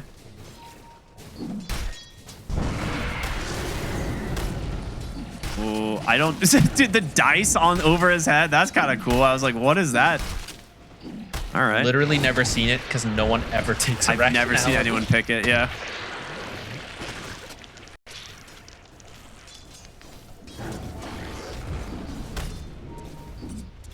Some artist like put a lot of work into making that effect and then was like, oh, great. I guess I'll never see it. Eventually it'll be good. I believe in it. I don't know what they need to add to it, but eventually they'll tip into broken. Bottom lane, Kaori. Avalanche tossed back. Gonna get pulled down. Crit's gonna find the kills. Malrine, he's got a shield rune. He's gonna be perfectly capable of just diving, and now a Chaos Bolt out. Bushwhack onto 2. They're gonna try and turn this around as QBFY will be the next to go down. Amar is low. They get him with the Dragon Slave from downtown. Now Crit trying to hobble his way back towards the tower. A disarm from the Reality Rift, but a nice Cluster Cluck to dodge the stun. Don't think he's gonna make it out of though. Foul play for the moment will tick. And Boom should be able to chase him into the trees. A long shackle for now, but one more auto attack should be all he needs. A very nice series of events here from Na'Vi. They looked good and honestly, they looked really good in the lane stage in both games. Yeah, I think as a new team, the laning stage is probably the easiest because it's the most similar to pubs. It's the team movements that separate a newer form team from a very experienced one, which tends to show more later on. Amar is just chasing to kill Shad. Yeah, and now with his back turn, he'll take down the Terrorblade as well. A 2-for-1. You're perfectly happy with that trade. Shadow Shaman's coming in. Look for the Pugna. Quick pick off on the spell kit, but Sanctity's got to run. Crit's trying to close the gap. The Phoenix on the backside, though, dishing out a lot of damage, and Sanctity is still alive. Crit falling low. Gonna get caught for the Dragon Slave, but he still lives. The foul play. It's so good, and now Sanctity will die in the process. Shad's back here, gonna pop the Phantasm. The toss on in to try and break the illusion. It just kills him immediately, and now Crit, they're gonna spot him for the second time. Just hobbling through the trees here, has that salve running. Can easily dodge the stun if he needs. Oh, didn't see it though. Well, I think he would die eventually anyways. He would just live a few more seconds. That was kind of drawn out. I am not actually sure who really came out ahead. I think Falcons in the end. Even though it was kind of staggered, I think they ended up with a lot more kills throughout that. And might find another now on Shad. Yeah, he is not getting out of this one. He's just getting walked to death by this Bristleback, which just The rotations in from Malrine make it impossible for the CK to actually play. And, well, Falcons respond to the early aggression of Na'Vi, and they punish them heavily.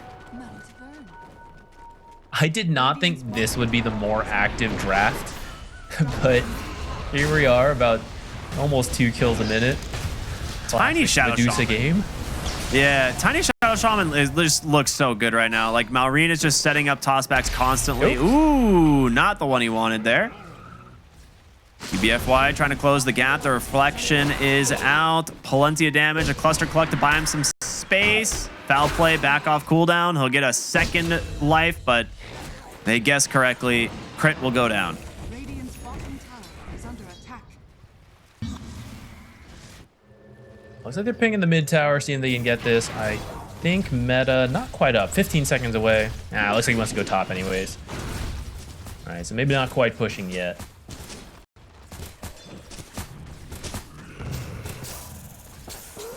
I really thought Skitter was going to be struggling more net worth wise after he lost his tower at 6 minutes, but top of the net worth, having a great game here. I think he lost his tower, but after that, there's been a ton of plays bottom, Yeah. right? Which he himself has actually been in some of those, but it does mean despite not having the tower, he was still kind of free farming in the top lane because attention was somewhere else.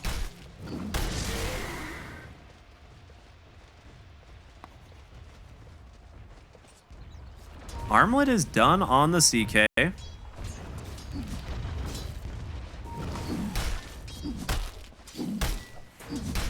It's really weird. I'm watching Amar walk back. It's so strange that he's slow again.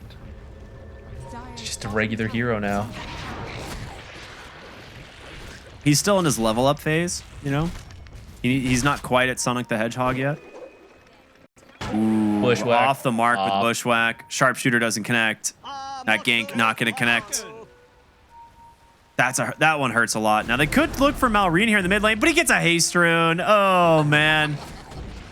Na'Vi not happy about this one. The toss on over. Such half of Hoodwink's life deleted. Is Malrine just going to chase for more? Gets the avalanche, brings him so low, but it's not enough to finish the job. And now with Chad coming in, Malrine, he actually might just die here. He's gone. Thought that haste rune would keep him safe, but took too much damage, and then the Chaos Knight connect stuns long enough. Even used the haste rune at the end too, so kind of just lost that without really getting much out of it. Yeah, they're gonna chase for this snaking. I don't know if you're gonna get it. And Amar, he's here with the help of Skitter as well. The disarm comes out, the Hex to save him, but a nice egg drop dart on top. The wards from crit traps the Chaos Knight. They're looking to take down Boom as well. They finish off the egg, and oh my goodness, Na'Vi, you chased way too far. Ace like chicken. What a voice line. Yeah, that was a very nice trap there. Yeah, could have been anybody but the Pugna who had Decrepify, and you're mostly physical damage, so maybe should have cut that off a lot sooner, especially because the tier 1 is up, so this is a pretty deep movement. I guess if the egg had finished, maybe this fight looks different, but yeah, unfortunately dies, gets just run down. Yeah, Turns that's a out you very were in the enemy's fight. triangle. And another fight that Skitter shows up to and gets rewarded, right? Like, he's just like, oh, hello, yeah, I'll be there. Quick TPE. We have a tier 2 tower right there. Radiant's bottom tower has fallen. I believe Bristle Axe is on the way too after finishing that tower. We saw how much impact he had last game. Seems on pace to do it again here. Top lane looking for Skitter here. Boom. QBFY, relatively close. You need a little bit more damage, I think. He's got a Manta and 20 stick charges, so without a third hero, I think Skitter feels pretty darn safe. Looking for something with the blink reveal on the Tiny. Trying to see if someone's farming back here. They can get some couriers if they want.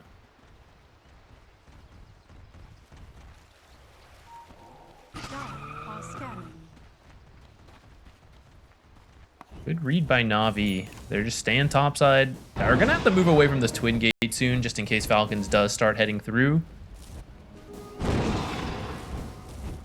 Oh, yeah, just a successful dodge. All right, not bad. Sanctity is pretty close to his Agnums after his Boots of Travel, and he does have the Shard queued up as well. I'm curious if he's going to try and just buy it right away at the 15-minute mark or go for the Ags and get that completed instead. But mid lane, tier 1 tower going to be cleaned up here by this Terrorblade, who does have his Shard completed, so he will have the extra move speed and farming speed that comes out from that.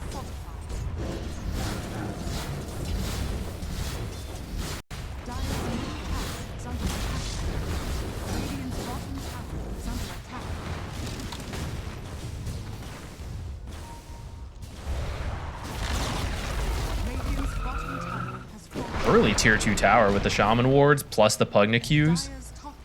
Usually not so easy to take those, but I think it's trading. You didn't find a gank with the smoke blink, but everyone on Na'Vi dodged bottom, so you get a free tower. Maybe that's even better than a kill. Radiant's bottom tower is under attack. Ooh, they actually find an amplified damage room bottled up, and now Crit taking a decent chunk of damage from just the Medusa illusion. Sanctity tossed back, not gonna make it to his team. Cleaned up so fast. The egg, it's gonna pop, but not for anyone. It's just space to get out at this point. Kaori has a ward there to buy himself a little bit of time, and yeah, he's gonna survive as well. Just gonna do a little bit of farming back here. That Medusa illusion from the reflection nearly killed the Shadow Shaman. It's a strong illusion. Skitter is really farmed this game. Yeah. He's got a Manta. Gonna go for a Scotty next, so that reflection's actually just gonna continue being really powerful. Teammates beware. And I guess that was some of the idea behind the Terrorblade pick, right? You just copy Medusa, get some damage out. I don't think copying any of the other heroes is terribly impactful. Like, Bristle is only good because of his ability synergy, not really the illusion. Or like the stats from what the illusion can do. Radiant's top tower is under attack.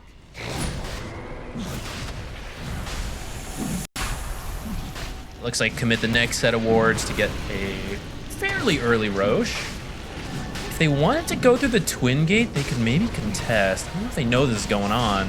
Kobold scouts QBFY, but he doesn't even suspect that this is happening. He's just going to go the other way. They get tossed back and killed. I think he's going to have an idea of what's going on now. Yeah, it's just, I guess, yeah, you get the information, but it doesn't really matter. Yeah, I don't know how you fight into the Falcons lineup right now. The Chaos Knight is kind of farming, but we haven't really seen it play too much of a factor yet. Dire's bottom tower is under attack. Or Courier. Radiant's turret. Oh, they find Shad. That's a big one. Skitter is zooming after him. The venomous volley, slowing him up quite a bit. Amar's going to get in range there to connect on that goo. And Shad, he needs some backup and fast. QBFY does connect there for the moment with the bushwhack, but he's going to need more help. I don't know if he's making it out of this one. The damage is just so much. Amar committing everything to try and find him, and Booms onto the backside to try and force them back, and it works. Medusa's illusions just cleaving through the whole enemy team. It is full retreat mode here for Na'Vi, but they find Boom. A toss back doesn't connect. And now Skitter's illusion has to pop the Manta to try and prevent his own team from going down to its Sanctity. Gonna get caught there from the Gorgon's Grasp. Tries to fly away with the Aghanim Scepter, but it does not work. Another reflection out there from this Terrorblade. Amar's fallen low. His age is going to get taken down, but he's got a second life to play with. And now Crit underneath the back tower. I don't know how he got there, but he is dead. Sunder! Oh, he gets the Medusa! No way! Boom at the last second. That was like a 1 HP Sunder. And they're turning around onto the Bristle. The egg is down. They toss away this Hoodwink, and he dies. But Amar is still alive. He kills the CK in the process. The egg, it pops. Kaori trying to finish off the Bristleback will finally get him. What is this fight? This is a mess. Malreen's baiting. He's baiting you. He's oh, okay. No, he's not. I was like, he could go for an Avatar, but no, he's not going to get him. Bushwhack not going to connect in time either. I cannot believe he got that Sunder off. They were trying to play around it. They knew it was coming, tried to space out, throw out the avalanche. Oh yeah, we get one more look here. So Skitter had used most of his mana, because otherwise Thunder is not that impactful, but a lot of the mana was getting burned off from the reflection, from diving a tier 2 tower, so the fortify shots are coming out. Maybe a little bit too deep of a play, feeling too strong with the Aegis. Jesus, getting that Thunder kill just as he runs out of mana. That's perfect. I think it was like 13 HP or something. That was wild. Yeah. Yeah, if you do successfully kill Terrorblade without that Sunder coming out, this is a pretty clean fight for Falcons, despite it being pretty deep dive and maybe costing the Aegis. But you don't need to do that much with the first Aegis. You're just happy to take it early and start playing aggressive. We're kind of seeing the value of the Terrorblade into the Medusa pick, which is really just the reflection. Like, you can Manta off the first one, but it's not that long of a cooldown. It got nerfed a little bit, right? But it's a 10-second cooldown, 5-second uptime. That's pretty good.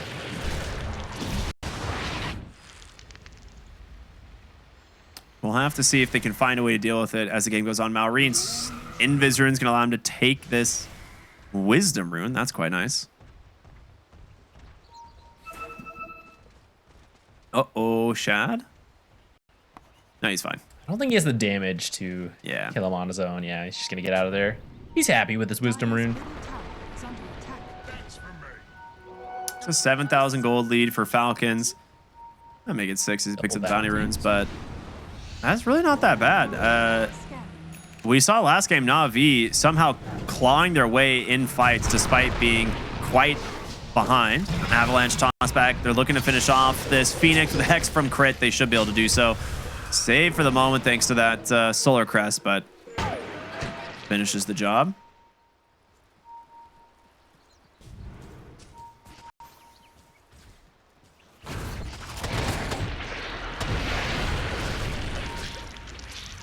Sanctity in some trouble. Gonna use that Flame Cloak to try and fly over the trees here and get some space away from Amar, but there's no tower. He's just gonna keep chasing. LSA dodge. Malreen comes in. Avalanche toss and just popped by the Bristleback.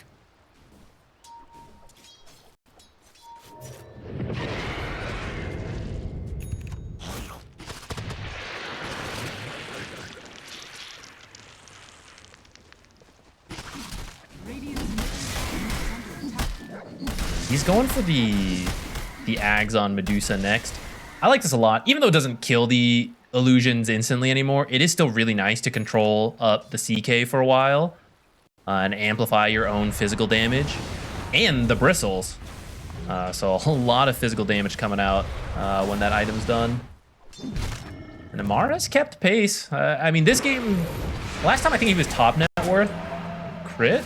Dude, no way. He just survives off of a Glimmer Cape. I guess I don't have Oh, they have no detection.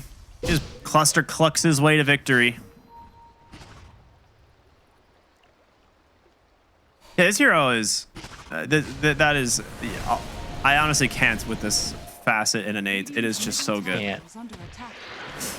And this is why I was saying, like, Crit is just one of the best Shadow Shaman players. Like, he knows how to just really annoy teams with it and just make it so difficult for them to actually find the kill on this hero. It's fun to see. It's good to know even the pros struggle with it, right? It's one of those things that I'm not surprised it works in pubs, but even the pros get confused by 4 sheep running in different directions. Shad in some trouble. Stone Gaze comes out. Medusa wants to chase. They actually freeze the Phoenix for the time being, but they have the egg if they want to turn this around and go aggressive. They try to go on top of Mari, just pops the BKB. The egg is down, the toss is there, and goodbye. Chaos Knight on the backside. It's going to be Boom trying to TP to safety. He will make it thanks to that Sunder, but again, another big kill and another one fight here for Falcons.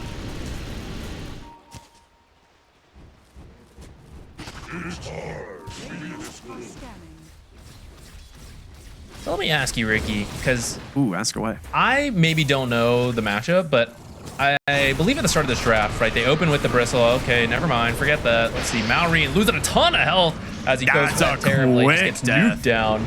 Now, this is the best fight we've seen from them. If they can chase, get Skitter, he's low mana. Amar, super low HP as well. Eek, yeah, he tries to stick out, just gets popped by the Lina instead. And now, Snaking doing his best to try to heal him through this, but these are just 3 deaths back to back to back. Snaking TPs to safety, as well as the Shadow Shaman, but that is the way you get back into the game, apparently. Was that the boomerang doing so much damage there? I feel like Malrine lost so much health all at once. Lina, Flame Cloak. I was about to ask about Lina. Yeah, it finally came into play. Because it seemed like she... all of his health. It seemed like she's been having a really quiet game. And I was debating whether it was worth first picking. I was like, did they feel pressured to because Falcons has loved it so much? But yeah, we finally get to see it in action there, throw out some nuke damage. But do you think it's worth it to first pick as a response to the Bristleback? Should that have gone better? The Chaos Knight, you think? Is that what you're saying? No, the Lina, like, is that the counter pick you want to go for versus Bristle? And I don't know was if it it's paying off? I don't know if it's that much as they just wanted to play Lina. Like, I think their counter to the Bristle comes from somewhere else, which Snaking almost managed to dodge the Laguna there with the Hex from crit, but still not quite enough. Yeah, I mean, maybe it's partly the Lina, because she has a lot of burst damage, and if the Bristle tries to run in, you could potentially just catch him on an LSA facing the wrong direction. Dire's top tower is under attack. She is also a hero that naturally builds into Silver Edge from the mid lane as well. It's not like a conventional one, but she does typically build it late game because of how mobile you are with the Flame Cloak. So maybe it is more of the counter than I was giving it credit. Dire are scanning. Well, we'll see if it gets there, because it was a really quiet game up to this point for the Lina. Kind of struggling, but Game's dead even kills, now. getting the net worth back in. Dire's top tower has fallen. Offlane Terrorblade is paying off. As weird as it is, a lot of people kind of don't give it enough credit. It has been owning this game. See if we can help them contest the second Roshan. Falcon's already in position. That is a dead Phoenix if I've ever seen one. Gets to dive away. Never mind. You've The Hex never was seen not a ready. dead Phoenix in your life. Apparently. The Hex was not ready. Or he just gets to jump away. Did he Hex an ally by chance? I don't know. Maybe? I don't know. It's crit. He doesn't make mistakes, I'm sure. Smoked up from Na'Vi. They know they're all up here. They're going to take the fight directly to Falcons. Question is, who do you find? Amar, if you can get the break and start on him, it would be fantastic. You're going to be able to connect. Huge In comes avalanche. Malrine, avalanche, toss the sharpshooter. It's going to connect in a moment. He hits the Medusa instead, and they will disengage, but Terrorblade stuck for the moment. He needs a little bit of help, does have the Sunder. They managed to burn through Skitter, but again, not the best Sunder target. They take down the Hoodwink, and they will disengage Na'Vi. Gonna give up the Roshan to Falcons. Radiant's middle tower is under attack. To work for it a little bit, but eventually getting that Hoodwink kill. Really nice avalanche onto 3 heroes. Hoodwink even stayed alive for a little bit. Do that thanks to the like solar and glimmers, but not What quite happened enough. here? Yeah. Oh, he hexed the Bristle. Oh, that hurts. Yeah, he was walking in, and I was like, I thought I heard the hex sound, but yeah, hits the Bristleback. Unlucky. QBFY surviving the that initiation is kind of cool. Great usage of the support items to keep him alive, but still ends up dying. I think he got caught by the last seconds of the stone gaze. All right, Kaya, Aether, Shard, Aghanim Scepter, Lina. This hero does an enormous amount of magic damage. Ooh, he knows the Manta's been spent. Ah, the Hex to dispel now. All right, all right. Courier has been They really do not want that Reflection Illusion wailing away on their team. Radiant's top tower. I mean, it's pretty strong. It's very strong. Skeeter, could you farm a little less, Skeeter? could you maybe buy some utility or something?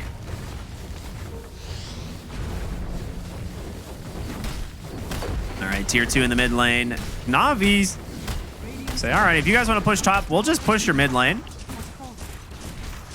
Did they cut Meta the top being one? used though, so if you just force them back, I mean, you won't have meta to defend. Though the high ground is pretty tough. I mean, there's a Lina who's practically gonna one-shot every creep wave coming up here. If you don't get the toss back on this hero, she will delete anyone that goes too far into the base. And they do have the Shaman wards drop. They have Skitter here just clicking away at the tower. And they're just gonna cut all 3 waves. Look at Na'Vi on the map. They have 3 people, 1 in each lane, just trying to cut all these waves, preventing them from actually getting any more out of this high ground push. And seems to kind of be working. They force back Falcons. The scan's gonna connect, but they're actually a little bit afraid to go onto the high ground. Very good heads up play there from Na'Vi. They don't want to actually force the fight on their own high ground. They will just prevent them from ending or from continuing to push, I guess, thanks to backdoor protection. Yeah, they had to sacrifice their tier 3, but if you lose a fight there, I mean, you could just lose the game. So I think that was a really smart decision by Na'Vi.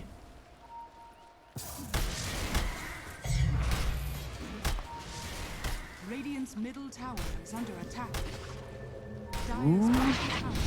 Okay, if Lina's TPing out, it's time to leave. They just don't want the waves to get to their high ground. QBFY, he's here to break a smoke. He's going to see it. On the other side, Boom. In a little bit of trouble, needs to TP out as well. They get a clean disengage here on Na'Vi. They just want to completely dodge out. They're not feeling good about fighting into this Aegis. Totally fair. So lots of delay tactics. This is where the illusions start coming into play. Chaos Knight, Terrorblade, just keep sending them in. Even Hoodwink, very sneaky in the tree lines. Phoenix can throw a couple spells, dive away. You got the Lina, Boot to Travel.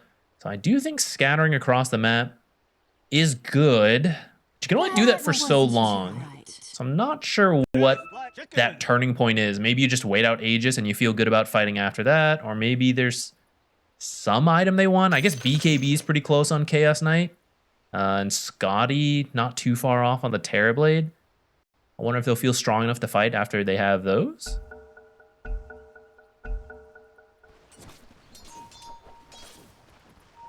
Amar's a big Boom fan. I'm gonna choose to interpret it that way. Yeah, definitely.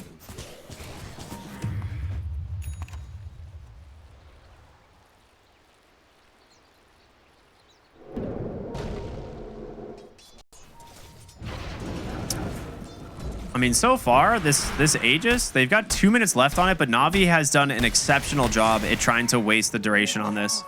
The fact that Falcons weren't able to get the first lane of barracks, despite like the big item timings that they picked up as well, this is very good for them. They do still have a minute and a half on the Aegis, though, so it seems like they maybe want to come fix that. They're going to get the last tier 2. They did not get the bottom wave either. This one is close to the tower. Hoodwink's on her way to get the next one. Yeah. Mid's getting cut by Terrorblade. So again, doing a good job, but this one creep wave, I believe they have a banner. Yeah, there it is. Yeah, there it is. Okay, so they go on to the bristleback, but they don't get the break. He's going to survive for now. Shad in a pretty rough spot, stuck inside of all these creeps as Skitter's just going to continue to get to work on the tower, but the damage from Sanctity as well as Boom trying to slow this one up. They're going to clean up these wards from the Shaman, but the tier 3, it's going to die. Exposed now for this lane of barracks. Can they actually get themselves the racks? It looks like they will back away. But 2 lanes now exposed. that's so funny. Medusa gets stunned, and that's usually where the team jumps, you know, try to kill the carry, whatever. He walks in and kills the banner. Absolutely the right call, but it's so funny to see. He's like, stun the carry so I can walk past and get the banner quickly. Yeah. But they do that. The creep had been cut earlier, so forced to back off. But actually, they're just using this time to heal up. Yeah, he got maybe like 10 seconds of Aegis time with his last creep wave. Maybe you can get 1 barracks. No meta. You're kind of forcing it. Yeah. That's true. No meta. They're going for a wraparound. Na'Vi, who are they going to find? It's going to be Malrine, but he gets the blink out. The Fast BKB BKB connected as well. He's going to survive. Aegis expires. It's now up to Falcons to see if they can get out, or if they can turn their attention to QBFY as well as Kaori. Amar, he's chasing for these heroes. He gets the kill. Hoodwink hits the deck. Shad looking for an opener on the backside. He gets around top of the Pugna, deletes him from the game. The BKB out now from the Chaos Knight Skitter, trying to do his best. Pops the Stone Gaze, making some space for a team, but Shad's going to pop the BKB. TP out. No, the Stone Gaze gets him. No CK for 65 seconds as Sanctity looks to cut the mid lane once again. Looks like they're pinging bottom because they have another creep wave here. This one was not cut in time. You should be able to get this. They want the Bristle. He's facing the wrong way. They got him. The LSA from Fog. Sanctity with the setup. It's working well. Malrine's going to toss out Skitter. They're in full disengage here. No blink for 10 seconds here on the Tiny. He's trying his best to run, but Sanctity in hot pursuit. A lot of damage out from Skitter, though. Thunder to try and save him. They got the shackles, the egg, everything, but he's just trapped inside the wards. Oh, what a turnaround. The Mystic Snake stunning the whole lot of them. Are scanning. Hoodwink running through the trees here under the cover of the... Oh, can she get out? No way.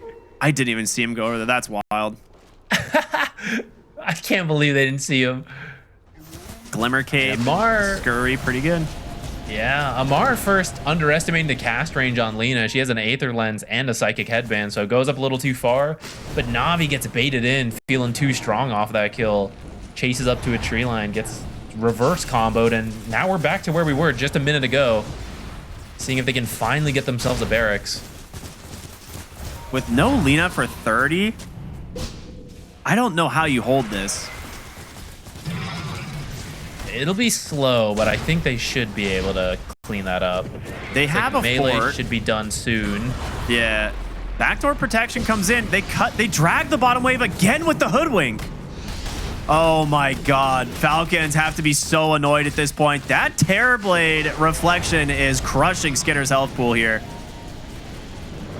Or I guess rather mana pool, but they stall it out once again, keep their high ground alive. QBFY will TP back to the base. Mission accomplished. Javi as a team is doing such a great job delaying this out. So many different creep cuts. It's only 6k gold for Falcons, and you technically haven't actually lost any of the barracks. Is there a turning point? I mean, you technically have 2 carries in the Terrorblade off lane. Well, I guess there's a Bristleback off lane too.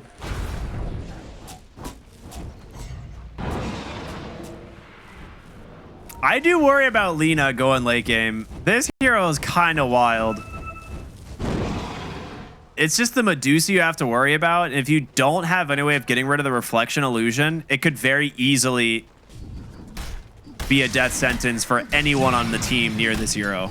You need to be very careful about your positioning going to these later fights. And Chaos Knight on his way to a Bloodthorn. Almost has it.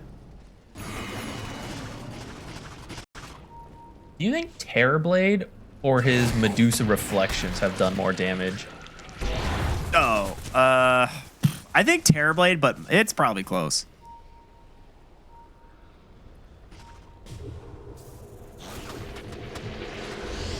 I'll have to check that out later. 35 seconds to the Roche respawn.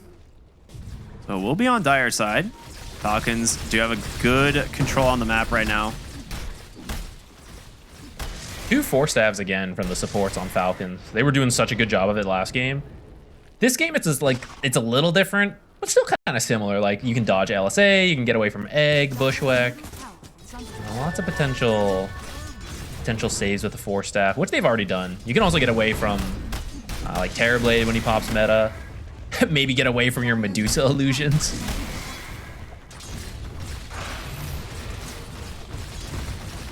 What a twist if Na'Vi gets barracks first while Falcons is positioned for Roche. I mean, Terrorblade, pretty well known for taking the high ground. And this guy's farmed. I mean, you start with the pipe, right? And then you just go into the actual carry build. He's got a Sanjin Yasha, a Scotty, a Dragonlance. This hero's crazy. Illusions on the range. Here they go into the high ground. They're looking to try and just push them back. Stun's doing a decent amount of damage, but Snakey will clean up the illusions there with the Siphon off the ward. Skitter gets the Aegis, and the rest of Na'Vi will be forced to retreat. So they do hold their high ground. They get the big Roche kill. Nicely done.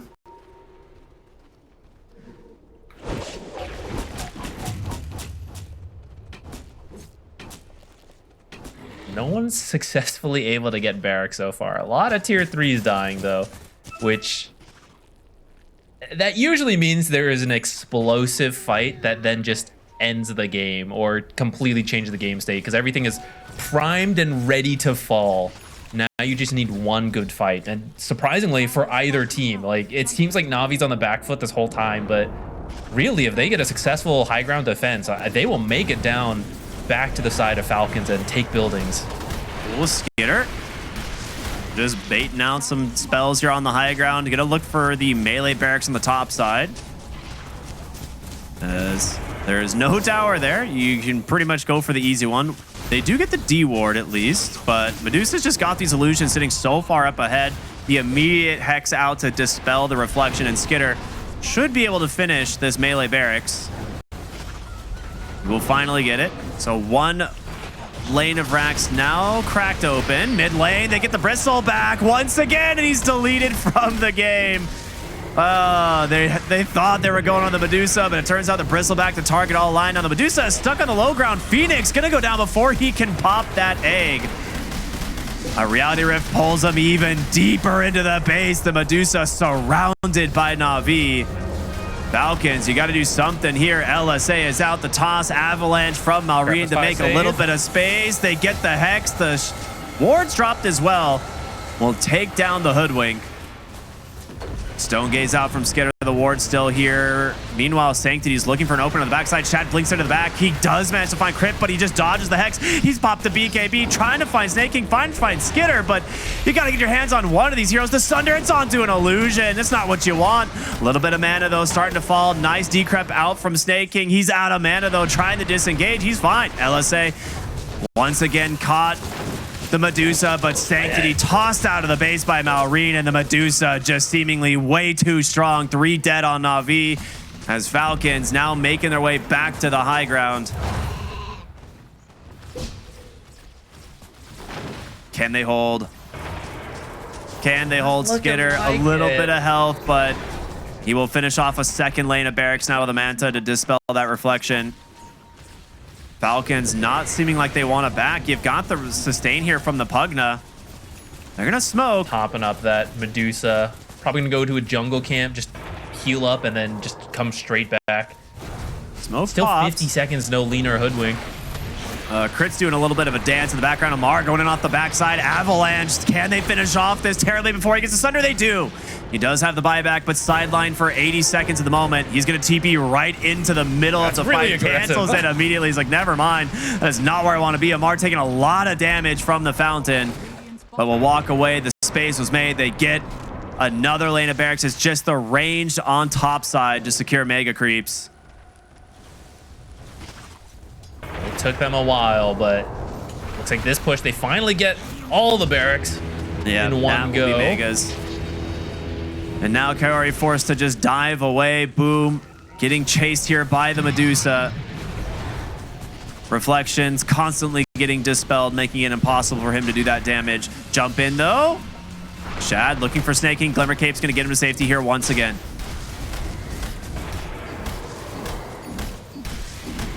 Medusa illusions almost killing Kaori in the back. Yeah. This is where the fights get so messy for supports. For both teams, from the Medusa and the Reflection, you just walk in without paying attention for a moment, you might just die. But should become a lot easier for Falcons now with the Mega secured. They can take it a little bit slow, finally spend your money you just got, refill on resources, and just head on over. It is, you were doing a great job creep cutting before on Na'Vi, but it is nearly impossible to creep cut Megas It is just way too hard. I'm really happy that crit is stuck in this animation for the rest of the game. This is great. This is what this hero is intended for. What if he uses Cluster Cluck and it breaks? Well, nah, I don't know. We'll see. I'm sure he could hex himself if he wanted to remove it, but he's having a good time. Oh, you wouldn't want to remove that for sure. Yeah. Actually, I think it depends on your client. Like mine, my screen, I don't see it. Oh, really? Yeah, he might not be getting this. All right. He's just playing a normal game. He's having fun.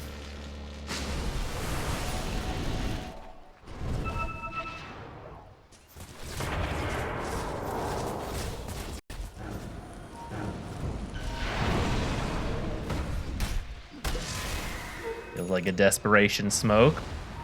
You gotta find something. Oh, they get snaking off the hex. The LSA is out. The quick force staff into the Glimmer Cape, and They don't catch him on no the dust. detection on the dust. LSA from Sanctity, though, he just guesses correctly. Nice play from the Lina. She's gonna get out. Oh, no. no, she's not. Crit with the force staff's got her. Sanctity is going to hit the deck. 90 seconds. Does have buyback this time. The extra second get to Maureen. speed a gem and then go back. That's a lot of damage from the Chaos Knight. Maureen's forced to BKB, but the Stone Gaze is out for the Medusa, and Shad, he's got to run. They get a Hex onto the Phoenix as well. Another long duration Shackle.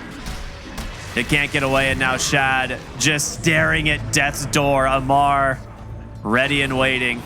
GG comes out, and Falcons will take this series 2-0, securing themselves first place in their group. End result,